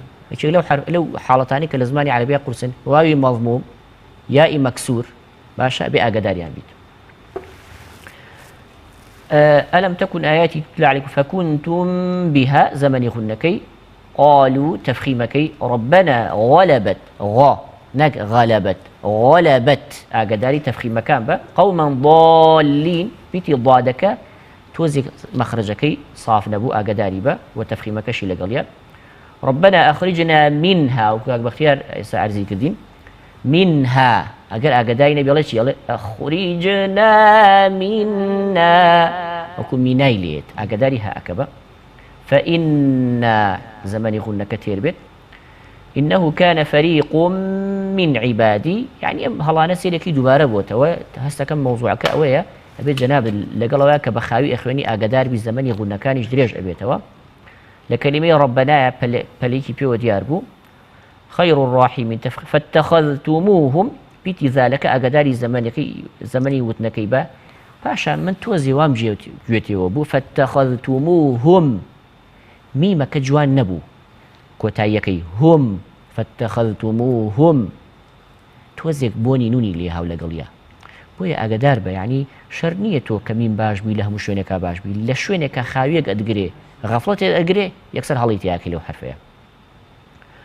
وكنتم منهم أقدي قد بأمانة بويا ياخد تضحكون لتضحكون ومدك غني ورقر وكتيبيني بمختصري بو جنابت كبخاوي إخواني أقداري زمني غنى كان بس زمني غنى كان يجدقل يادري جبتو أما يكم دوم زور جار خاويك أدقريت أو خاوية والليكات قصوري بنواني لدربريني هندي حرفة بتايبتي لا حرفة مفهوم مكان لواو أبي ليو كوكيتو أقداري أو با وأقداري بيتي ها با باش عزيزكم سربرز وسرفراز بي دەستخۆش کاک دکتۆر ئیسماعیل کاک دکتۆر محمود دوزار دەچینە لای کاک شەحسێن بڵێ وەڵام من دەستخۆشی مێ بۆ کاک ڕێباز ئەفۆن خۆی گەورە موفەقی کا سەربەرز بی ئینشاءڵڵا برا بە ڕێزەکەم ومانجێتی و خۆی گەورە بە ئەجر بۆت بنووسێ بەنیسبەت بە قفوی ابتیداوە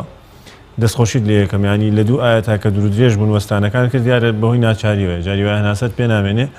لەسەر شوێنێکی گونجاو وەستای خەسیڕوا ئەنفوسەهم بەڵێ جاری وایە نام بەسمەوەی یعنی ئەگەر هەناسەشت پێ نەمێنێ ئاسایی لەو شوێنەیە وەستایت دوایی کە دەستیشت پێ کردەوە فەئولائیکە الەذینە خەسیڕوا ئەنفوسەهم مناسب بوو حاڵەتی دووهەم بە هەمان شێوە لە ئامەننا وەستای باشترە بڵێ فەغفر لەنا وەرحەمنا لەوێ بۆستی باشترە بەڵام بەر حاڵەمەش ناڵین هەڵەیە ینی مناسبتر ئەڵین ئەوانە ئەوان ئەنسەبتر ئەمان مناسبە بەڵام لەو مناسبتر لەسەر وەرحەمنا بوەستی دەستت پێ کردەوە ليقولون زور جنجاوبه قال ربنا ولا سبيك زور جنجاوبه والله يقولون ربنا موفق الى وقف ابتدائي وسربرز بي ان شاء الله دەستخۆش کاک دکتۆر محمود کاک شەحسێن بەرزنجی بەڕێزت دەبێت مامەڵۆکی لەگەڵ کاتەکە زۆر کەماوە بەڕێز شارەزای دەستخۆشیمانێ بۆ کاکە ڕێبوار حەمە ئەمین لە شاری هەڵەبجەی شەهید پارێزگای هەڵەبجەی شەهید خۆی گەورە موفەقتان کە ئەدائێکی جوان و دەنگێکی خۆش بەڵام هەستم کرد هیلاکی بەدەنگتەوە دیارە وشکیەک بەدەمتەوە دیار بوو هەستم پێکرد ئەوە طبعاً هی ئەوەیە کە بە ڕۆژویت و هەڵەبجەوە هاتووی ان شاء الله خوای گەورە بە عیبادەت بۆت بنووسێ لەبەرەوە بۆیە نەمبینی طبقەی جواباتی عالی هیچ بەکاربێنی وەکو سەوت قەرارت بەکارهێنا و شتێکی جوانت ئەدا کرد مایتەوە لە بەیاتە هەتا تقريبا الى يوم يبعثون تو مايتوا لا اما زور جوانا بياتت بكاملي خوند بەیات خوێندم بڵێ بەشیە کرد بۆیە حەزم کرد بەڵێ بڵێ لەبرۆ نەسەکە زۆرە توانی بخوێنی بەیاتی تەوەسوت کە پێوترێ شووری تۆزێکت لە بەیاتی حوسینیش خوێن لە دوای هو قائلها ومن ورائهم تەلمیحێک بوو بەس تەواو نەبوو بەڵام تر کۆتایی دوای بە بەیاتێنا دوایی چوویتە ڕەست بەڵام ئیبتیداءەکەت بە ڕەست جوان نەبوو کە تۆ ئەڵێی إلى يوم يبعثون نابي بلي فإذا أو نابي فإذا وكالي يوم يبعثون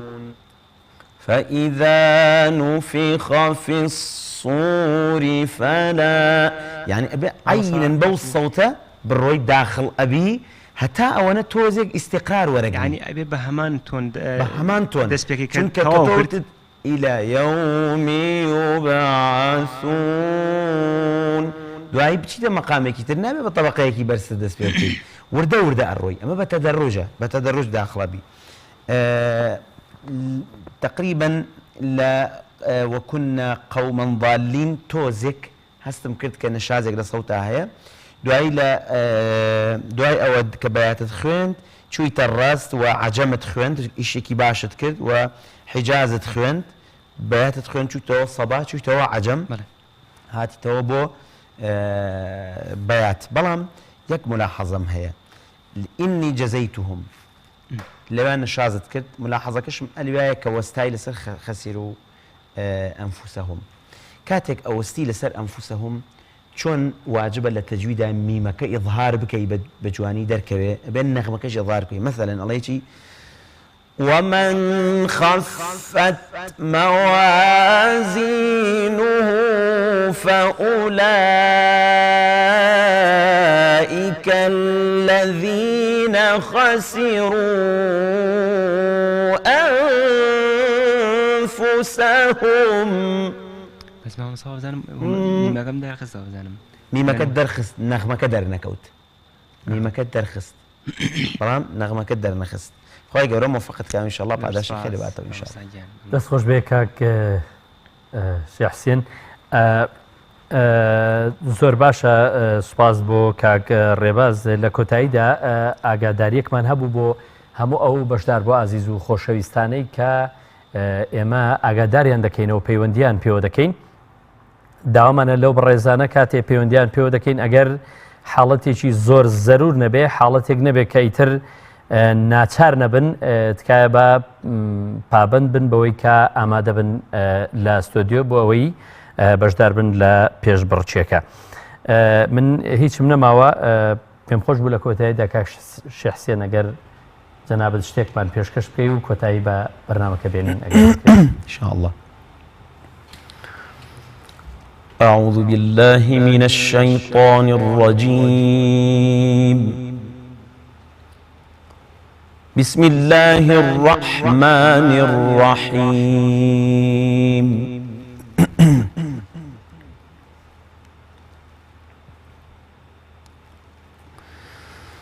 وكذلك أوحينا إليك روحا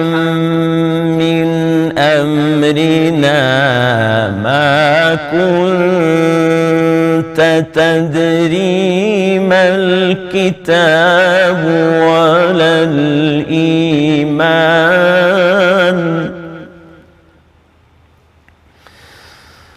ما كنت تدري ما الكتاب ولا الإيمان ولكن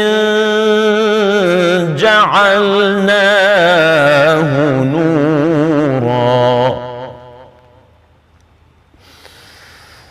نورا نهدي به من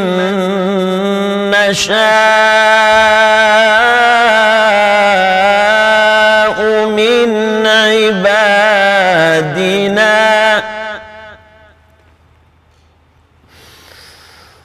نورا نهدي به من نشاء من عبادنا لتهدي إلى صراط مستقيم وإنك لتهدي إلى صراط مستقيم